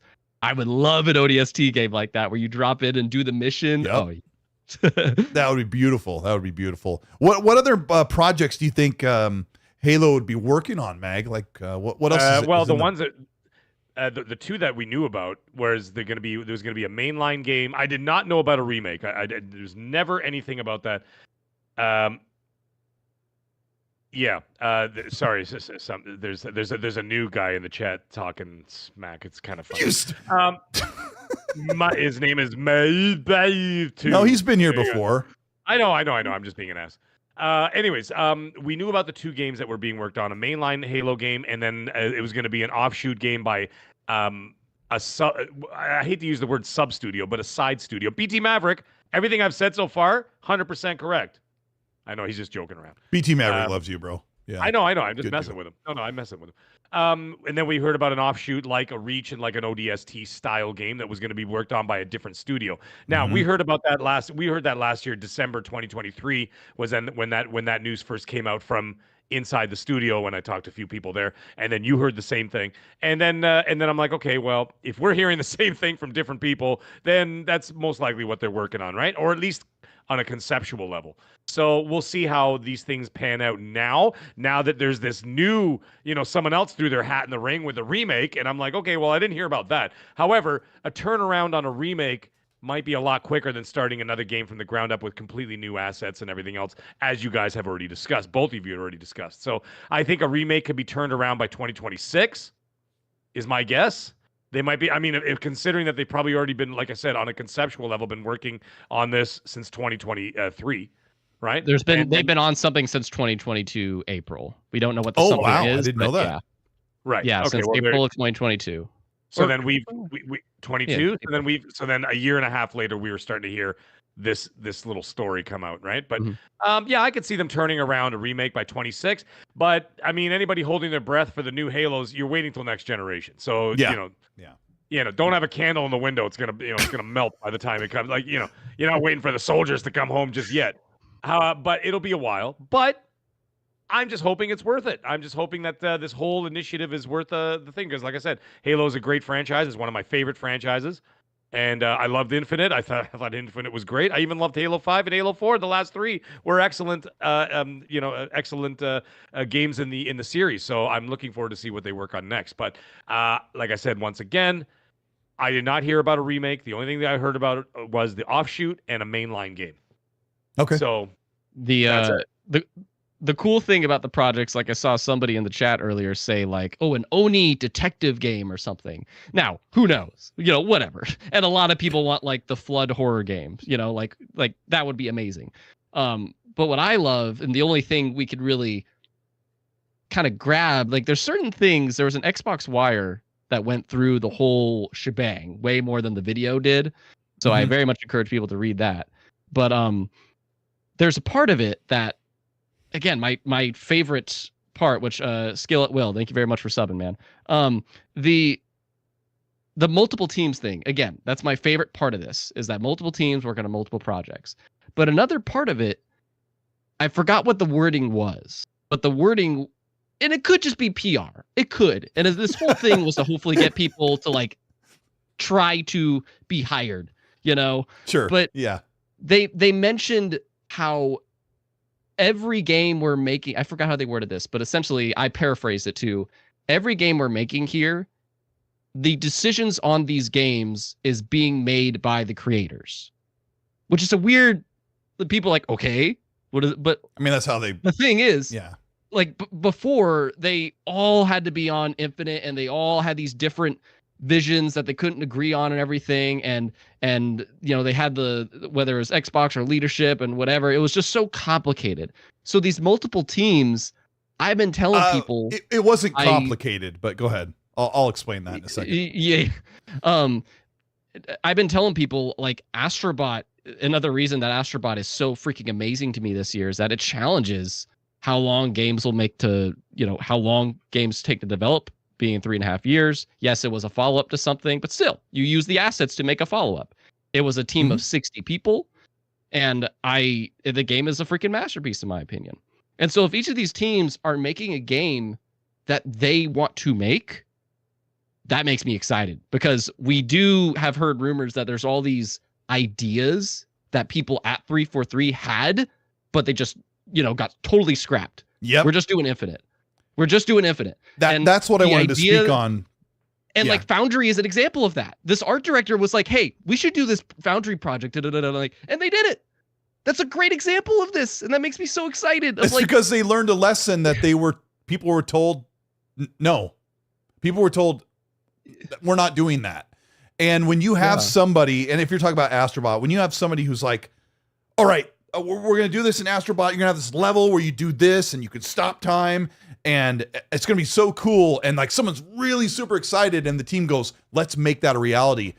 Shout out to Rebs Gaming, who has a channel on YouTube that reports on really high quality reporting on what was going on with 343. And he said that the developers were in a bubble and leadership was making all the decisions, and they weren't, nothing was coming back and forth. So when you look at Halo Infinite, I love that game. I was playing it again today, and it has so much great feel, but the world is missing. Like, we've played games for 40 some years, right? Meg just talked about this. Like, at this point, you can play a game and you know when pockets are missing. Like, why isn't this doing this? Why isn't this here? It just makes sense that the game should have this, and it doesn't. And Halo Infinite had that in a lot of many areas. So it was reported from Rebs Gaming that the leadership was making all the decisions, was knocking away ideas that were being made by creatives and not listening to the problems that creatives need to hear and be greenlit from the studio lead. So when Keeb says now they've got this Project Foundry, they're absolutely, I would say, and this is where we're going to get into. The next thing I want to talk about is what the difference in the workflow and how much quicker this game will come out and what will hold it back and won't. But first, I want to ask you guys, what I'm going to start with Mag. What would be your dream package deal of Halo 7? Like, what does it got to have to make Mag like salivate and just chew on it until it falls apart? It's got to be a complete package. For example, I think that Halo Infinite was almost there, and the only thing to me that was lacking a little bit was there was a tiny bit of emptiness in that open world, which I could have used a little bit more of if it was just filled out a little bit more and just a little bit more realized as a living, breathing space. Just to immerse me more into the experience, I think would have been a little better. And of course, the big glaring obvious thing that was the biggest problem with Halo Infinite was the multiplayer was just not big enough. And it was just not bombastic enough. It was a great feeling game. It was awesome. I had so much fun playing with a lot of friends out there and streaming on YouTube and teams and everything else, all the great stuff we did on there. Wonderful. And he locked up. Modes over and over. Oh, there he is. Yeah, yep, you're good. You said wonderful, and then pick up from there. Holy crap! I froze. Yeah, just for a second. Just for a second. I wanted to make sure your sentence got out. I don't remember what you were saying, but you said the multiplayer mode with all your friends, and then from my side, you guys froze, not me. Isn't that weird? Oh yeah, it was probably Discord. You guys were like, the internet. Anyways, getting back to what I was saying, what wonderful experience, but it just wasn't fleshed out enough. It was just a little bit too bare bones. And what ended up happening is people dropped off, lost interest, whatever else. We know the whole story. I don't have to repeat it. However, what does have to be repeated is that I want a complete package with one hell of a big bombastic story that's going to continue. We're going to require Starfield-like DLC. Give me another story chunk every year or every year and a half of charge me $30. I'll pay for that extra story. Like Infinite was supposed to be that 10-year game that we didn't get. If you want my dream Halo, give me what Infinite was supposed to be. And you know what I'm saying? In a bigger, better, prettier, well-performing package. That's exactly what I want. Whatever the story is, I don't care. I actually don't care as long as it's engaging and interesting. I want Cortana to be a part of this thing. You know what I mean? I want her to truly be a part of the story, and her and Chief are, that's the connection there. That's that. I mean, I hate to say human connection because she's not, but I mean, it is that human connection, that emotion that brings players in and brings the story in. It's the same as when you're playing any other game with a great narrative. Is the reason why you're doing all that is because you're engaged with the story, because you can relate to them and the emotions that they go through. And so I need that in that story too. So I need all those things. So essentially, that's basically what I need with a new Halo game, and we'll need it before 2030. Otherwise, I see people posting videos and stuff. They're like, new Halo revealed, and I'm like, no, it's not. It's just they're giving you an idea of what to expect. But if they're this was the most elaborate "we are hiring" promo, right? Yeah, like it was a hiring process. But we don't want jobs. We want games. I know, but it was a very expensive LinkedIn advertisement, right? So at the end of the day, they're going to have to start, working on this quick. They're going to have to work on this fast, diligently, and well, and they're going to have to reveal it within a couple of years' time. Otherwise, people are not going to hold their breath forever. They're not going to be like, all right, I'm sorry, yeah, Halo's back. And all of a sudden it's 2030 and everybody's going, where the F is Halo? Yeah. You know what I mean? And you can't have these year-long delays and this and that and in-house fighting and problems with management. They've got to come together as a cohesive team and get this thing done and release. Their survival depends on it. Game of the year. Yeah. It's got to be a game of the year. It's got to be a game of the year nominee. Keebs, what thing, like I said with Battlefield. Yeah. Sorry, go ahead. Keebs, what's your dream Halo 7 package deal? What does it have in it? What is it? So, I mean, I guess your question is different than, because I have an ideal thing, which is just I'm cool with a campaign every 3 years, and you have a multiplayer suite. Okay, that's what in my head is the ideal thing, as long as there's a consistent Halo release. But I'm with Mags, where it's like, yeah, if they released an Infinite that was what it is today, but just Unreal 5 graphics, I'm totally cool with that. That's it. I think Infinite now is chock full of stuff. It's just too late, You want linear or open world? That's what I mean. I want linear. Okay. I'm 100% linear. I think the most memorable campaigns for Halo are those big set piece moments that linear, structured, scripted, just built pieces is a lot easier to do. And that's what makes the 2 scarabs. I repeat, 2 scarabs. You don't no scarab in Infinite. Exactly, but it's those moments is from the scripted linear pieces. I loved Infinite's open world. And taking you to those locations, out of a cave and into an amazing place. They clearly have a vision. Look, as much as Halo 5 is the worst campaign for sure, at least I feel I can safely say that is an objective take. I love the gunplay in it though. Sorry, I love it. The gunplay's fine. I think the gameplay and multiplayer is fine. But there's the part in 5 where you are running down a foreigner structure, but you have magnet boots. That shit was cool. So cool. It's funny when you bring that up. Do with a linear campaign. The opening of Halo 5 is probably the most visually striking Halo moment ever, right, Meg? You got that purplish blue sky, and there are a million ships in the sky above you, and you come up, and there's all these enemies. So there's bolts and needlers going like crazy, and I'm like, you didn't quite get that in Halo. Yeah, so cool. It was so hot, man. I love that. Yeah, I did. I love that intro too. But to answer the question, it's to me, what's more important is I want a campaign every 3 years. However that happens, I want a campaign every 3 years. I'm tired of this drought that Halo fans we've been in, and I need a campaign every 3 years. However that happens, make that happen. And multiplayer, the problem is, and this is where the dream comes in, it's somebody brought up a good point today, and they're like, man, all that money I put into Infinite's about to go in the drain when this next multiplayer launches. And it's true. When you invest so much time into multiplayer and potentially money, and you go to the next, that's it. You're moving on. And so that's why I'm I would love campaign-wise whatever. If they're a joint package, fine, or separate, whatever. Campaign wise, linear, M-rated, blood. Yes. I personally move forward. I don't need to go back whatsoever. Just press on and let's see more. I want to go against Atriox, fight the Banished, find out Endless, blood comeback. Totally cool with that.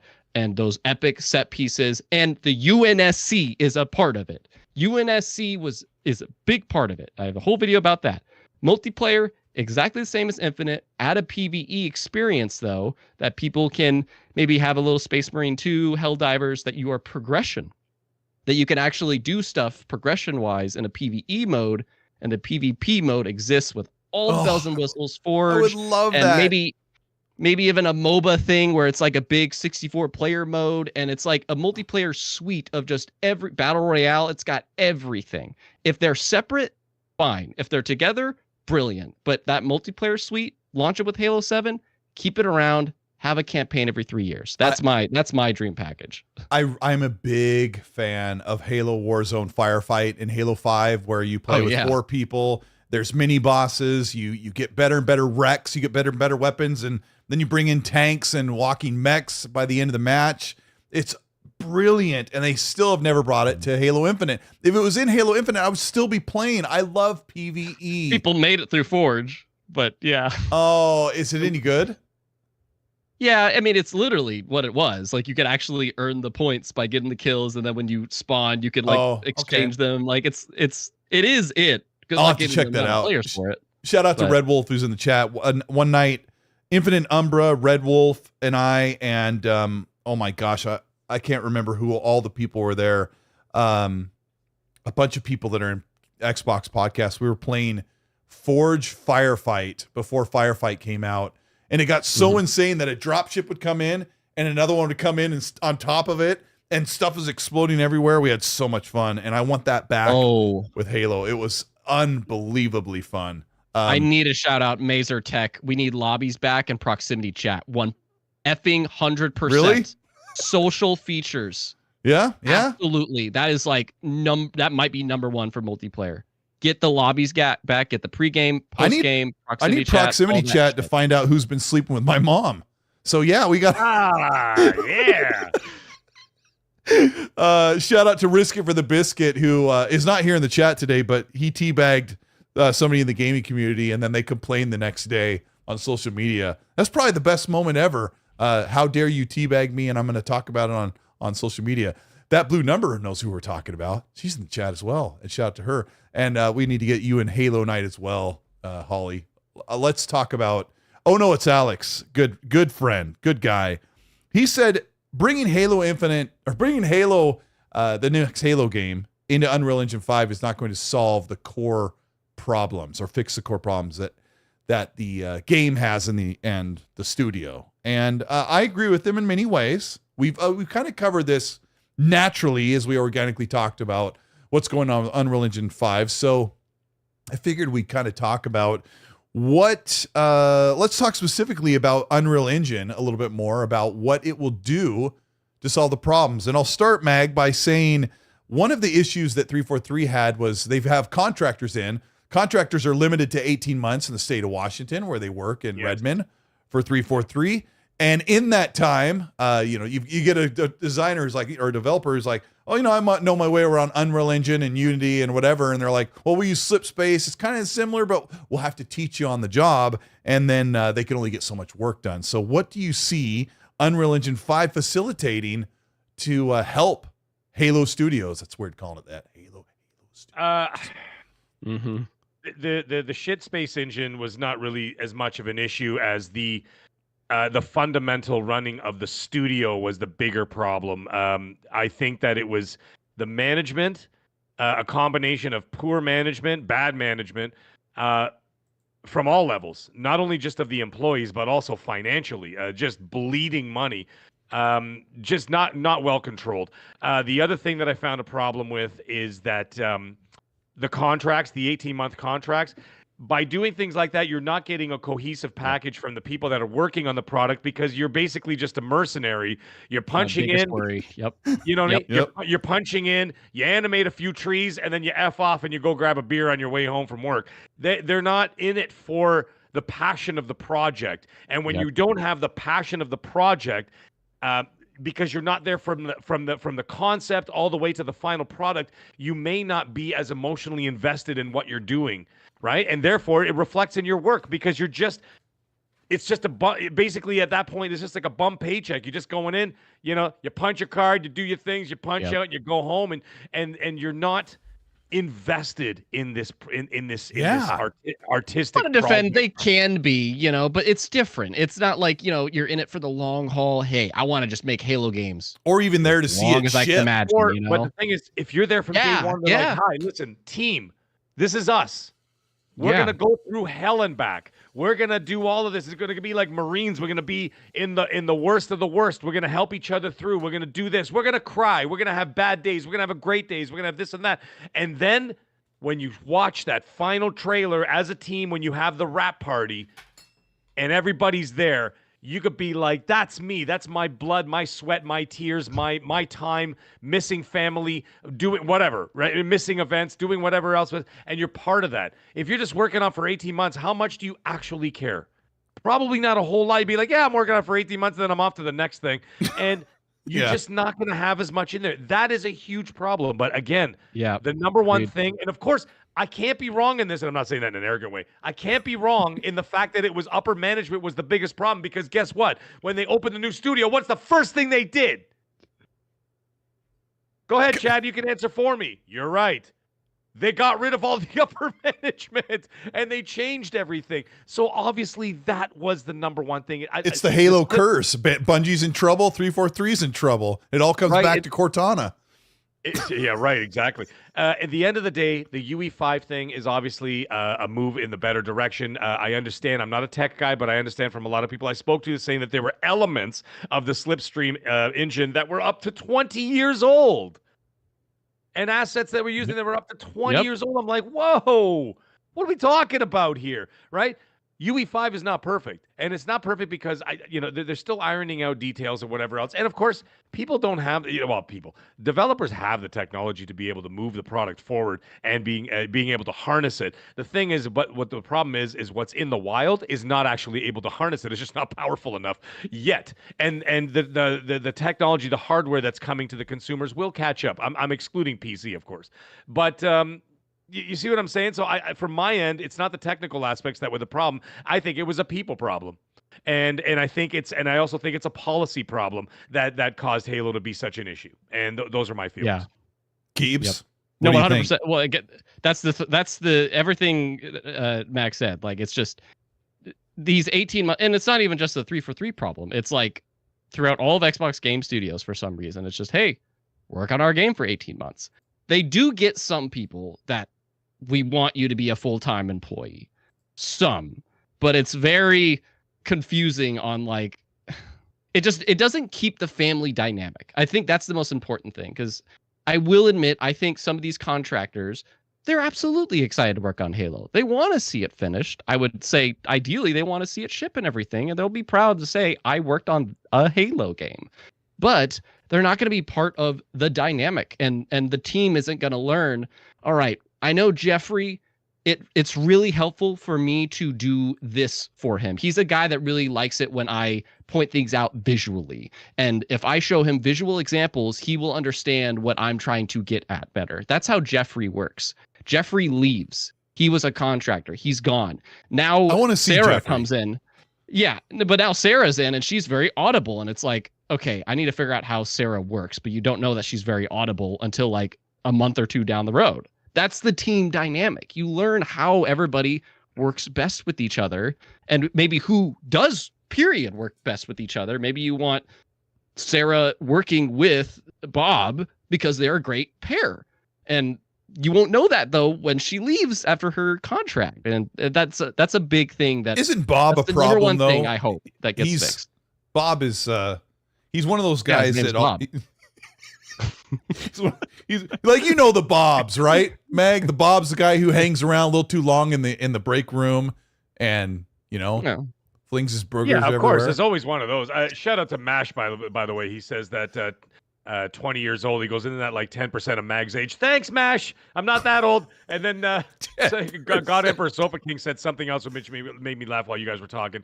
And he's just like, Master Cheeks was at the Diddy party. Yes, he was. He left his armor at home that day. Yes, but anyways, carry on. Sorry, go on. There's always going to be a Bob. There's always going to be a Betty. There's always going to be there's always going to be someone who doesn't microwaves show. fish. Yeah, Donnie says Bob microwaves fish.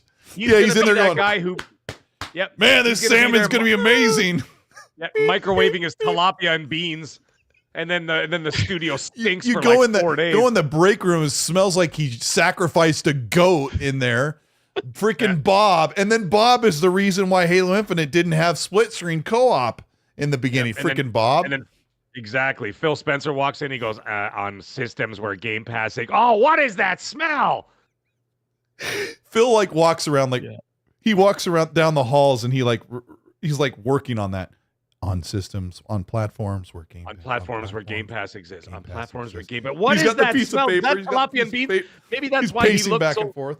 Shout out to Maybe that's Mash why he for looks gifting like- 10 channel memberships. Thank you, Mash. Hey. And I did notice that a large majority of the razzing going on in the chat was from people that love you and love the show. We really appreciate you guys being patient as we break down this information. So Mag makes a really good point that the leadership was such a major problem, but The fish stinks at the head, man. That's a West Indies saying from people I work with. Yeah, I've heard it too. The fish stinks at the head. And there you go. And that's And something you got to shout carry out to with Bob you. in the microwave too. Shout out to Bob and Mash and Ice Cold. Shout out to everybody. Mazer Tech, appreciate you in the chat as well. Appreciate all of y'all for watching. Yes, thank you. And thank you for subbing to Keeb's channel. I like just calling him Keebs. It's so easy because then I won't say. Oh, that's mine. Yeah. I won't say KGB because I always want to say KGB. Sounds like KGB. Yeah, it does. Yeah, I debate about changing the name and shit. God it's just in my Emperor Sofa gamer tag. King. God Emperor Sofa King says Bonnie was the fish. Yeah, Bonnie there was the fish. Yeah, that's kind of. I will say, okay, hey, there was a thing. I won't say who, but I was watching a content creator, and he's like, "Hey, so when I was at the Game Awards, I was talking to some people at Xbox there, and Game Awards of 2023, and he was saying like, I won't say who, but there was a lot of people that were really excited about Pierre becoming the new studio head." Like they were really optimistic about it, and just like I'm not talking about Phil or anybody, just smaller devs and whatnot that were there. They were really excited about that. I'm like, yeah, baby. It says something. It says something, doesn't it? Yeah. Yeah. I mean, I think it's unanimous that people are excited that Pierre Hines is running things. One of the things about Unreal Engine 5, and I've done quite a bit of research, as much as somebody like me could research Unreal Engine 5, but it has a lot of tools that really get you a built-in product in a faster amount. One of the things that was brought up about Master Chief is Steve Downs, who voices Master Chief, or Bob, as he's called affectionately at Halo Studios. He's the tilapia and beans guy? Unbelievable. Yeah, anyway, Master Chief's like, I wonder where this compartment for. Oh, the fish has been microwaving in there all day in the chest plate. No, Yadani's like, my truck is 5-wheel drive. I got a 13-gauge shotgun. That is so Bob. Steve Downs is, I think he could voice Master Chief for a long, long time. And his voice will only get better as he just gets older. But what Isn't if he already old? He's getting younger, though. That's why I'm like not to the idea of remaking or starting over. I'm like, but he's aged. The character is aged. He's been through so much. Sure. He's got that grizzled veteran voice. What if? How old is he now, though? I don't know. I'm the Halo fan. I should know this, but I don't know. I want to say 70 something. Yeah, that's what I would say. No. High 60s is my guess, actually. High 60s. Yeah, he doesn't look that old. He is 74 years old. 10 years. 74 years old, and he looks like a 67-year-old. Yeah, he doesn't. Right. I've met him. I've met him a couple times. You have? Yeah, that man's healthy. Oh yeah, You that know man's what? healthy. even if he does another, let's say 6 years, right? Before or whatever. And he's like, yeah, I could just do a little voice work for the next 6 years.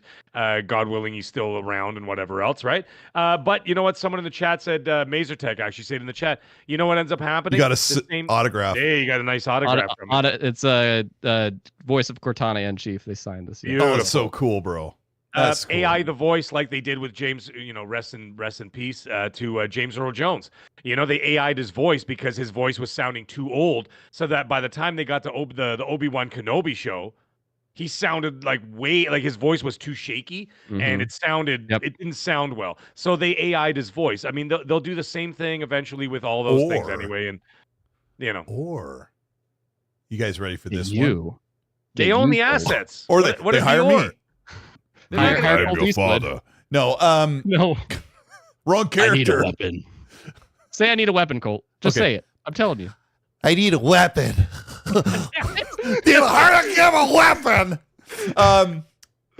Or what if they do this? What if they hire somebody to full body mocap Master Chief, and this next Halo game has full mocapped cutscenes? And you're not going to like this idea, but nah, they're not going to do this. I was going to say, what if they hire somebody to become the next Master Chief, that iteration and in the game, and they have real character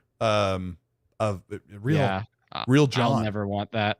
I would never want that as well. We've gotten a tease of it in Halo 4. Didn't they learn their lesson from the show? But I think Halo 4 legendary ending, and I do want to too say expensive. really quick I'm telling you, they're gonna move away. They're moving away from real actors and real voice actors. Eventually, it's all gonna be AI because it's way cheaper and way easier to. Why do you think they're fighting? Fighting right now. They went on strike a little while ago. Hollywood went on strike for the same reason. And why? Because the studios, at the end of the day, don't care. The studios are looking to save money and be able to use the assets forever and not have to pay anybody to do it. Did they use mocap for Halo Infinite? Because it had. I was gonna say when you were saying that whole thing, I'm like, oh, they've been doing mocap for a while, and I forgot the actor's name, but they've actually kept the same actor that mocaps Chief. I think for all of the game for 343s. I'm not 100% on that. I'm talking about in the future. Why pay someone when they could just AI it? Mitchell Kalish. You know what I mean? Is that how you say the last name? Kalish. Yeah, I think Mitchell Kalish is the body mocap and facial capture. For the show, but that's not the game. Oh, no, not. Yeah. No, sorry. Go ahead. Click the wrong one. But Ice Cold, I want to see you try. He said he's going to teabag me in the new Call of Duty. When I'm streaming, you're in the chat. You're in my party. You find me, and make sure you're on the other team. I want to see you do it. I'm actually pretty good for an old man. I'm a pretty damn good Call of Duty player. I would just like to put that out there. I am not, and I won't act like I am. I don't put any time into it anymore. But except for this dolphin belly flopping nonsense I played in the beta, that was absolutely ridiculous. It was literally like watching like these bodies flopping all over the place. I'm like, what is happening? What is this? Perfectly.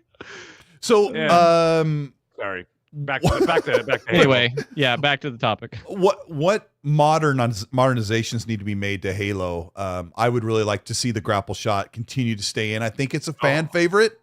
Ditto. I think people like it. I would say the majority like it. So I would hope it would come over. I want to see the fear and the fright. And telling a story about a game doesn't always come off as super entertaining, but the very first time I played Halo, in the second mission, you snipe your way in at night, and then you ride that grav ride up to the Covenant ship, the Corvette or whatever it's called. I know it's going to sound lame, but I was so immersed that when I went up there, I had my fire in the sky moment. When you're inside that ship and there's not any enemies and you're walking through the halls yet, like I was immersed and frightened to be in this alien ship. Yes, and you're in a total alien territory. Yeah, that exactly.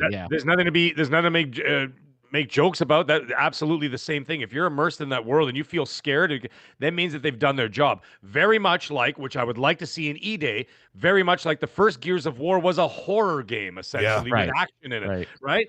I was scared to go through a door. I didn't want to go through the door. Like, there's a door that you had to, like, chainsaw it down. You had to kick it or whatever the hell you had to do. Well, I think they had to kick. There's some chapters I was hoping we'd get through quickly because it was a frightening game. The krill I did and not everything. want to kick open the door. I'm looking at this door going, I don't want to go through this door. I'm terrified. You go through the door. Send Dom through the door. You know what I mean? Or whatever, right? So Halo is the exact same thing. You're like, yeah, send Dom, whatever. Send Operation Human Shield.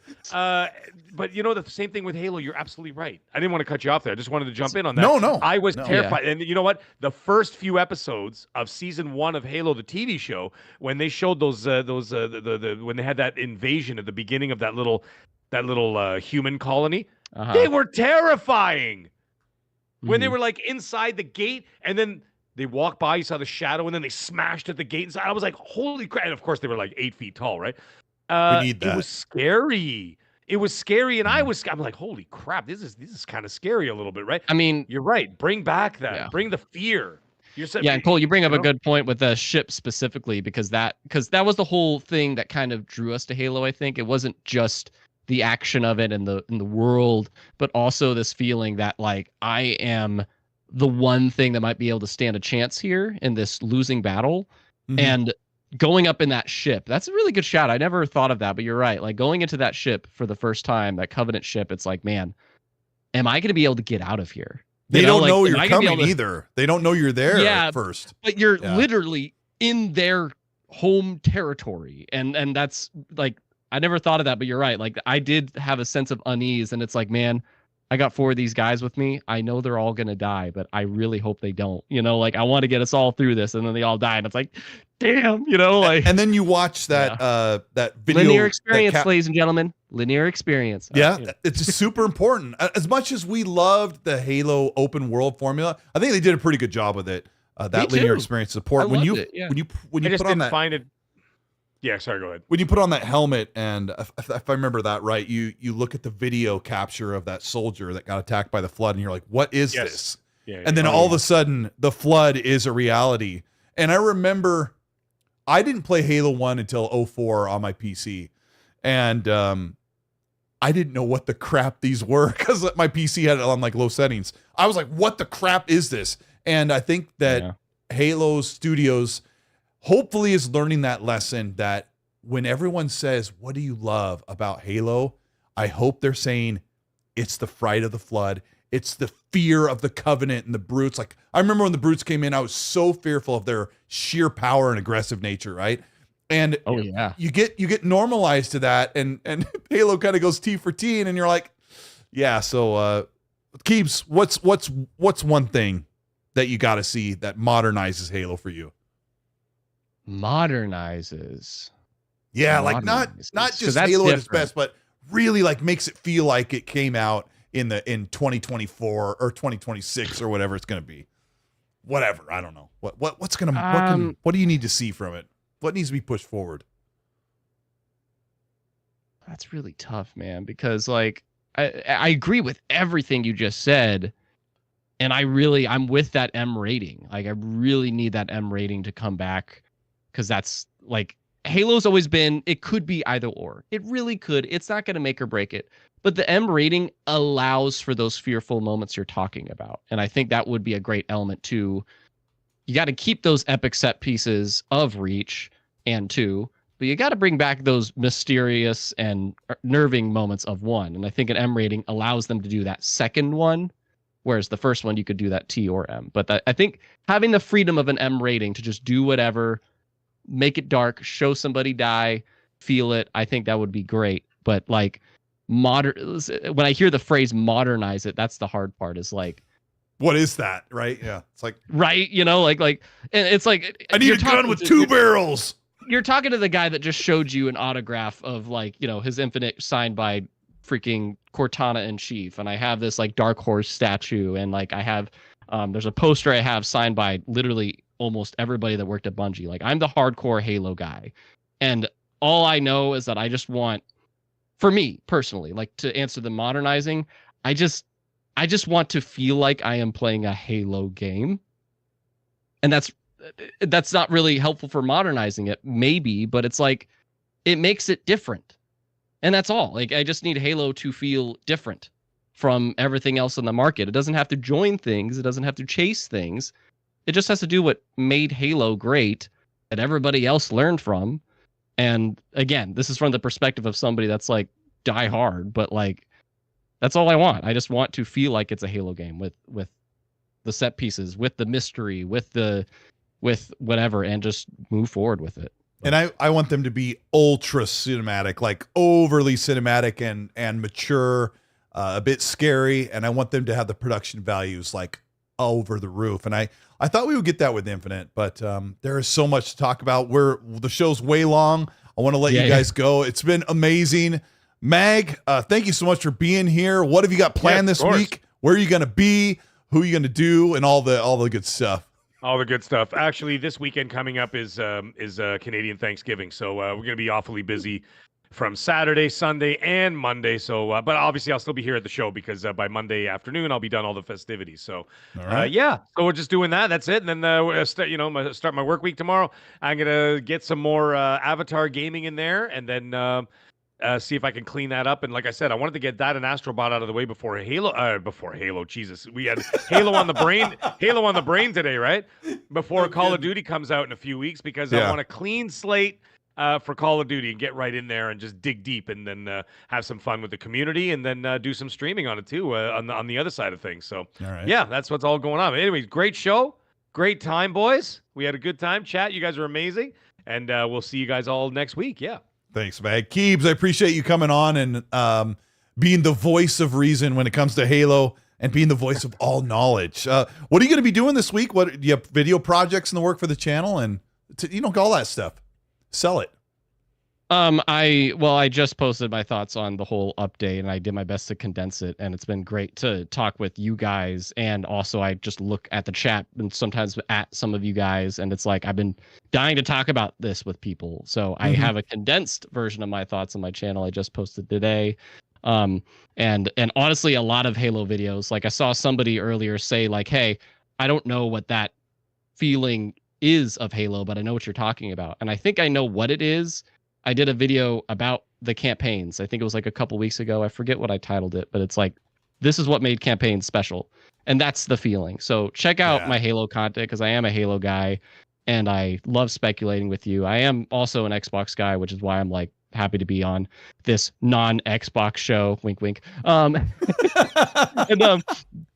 And I'll be talking this Friday with my Friday shows, codename Good Game. I always like to potentially, if it's just me or I bring on a guest, that's just an opportunity to end our week strong and just welcome the weekend.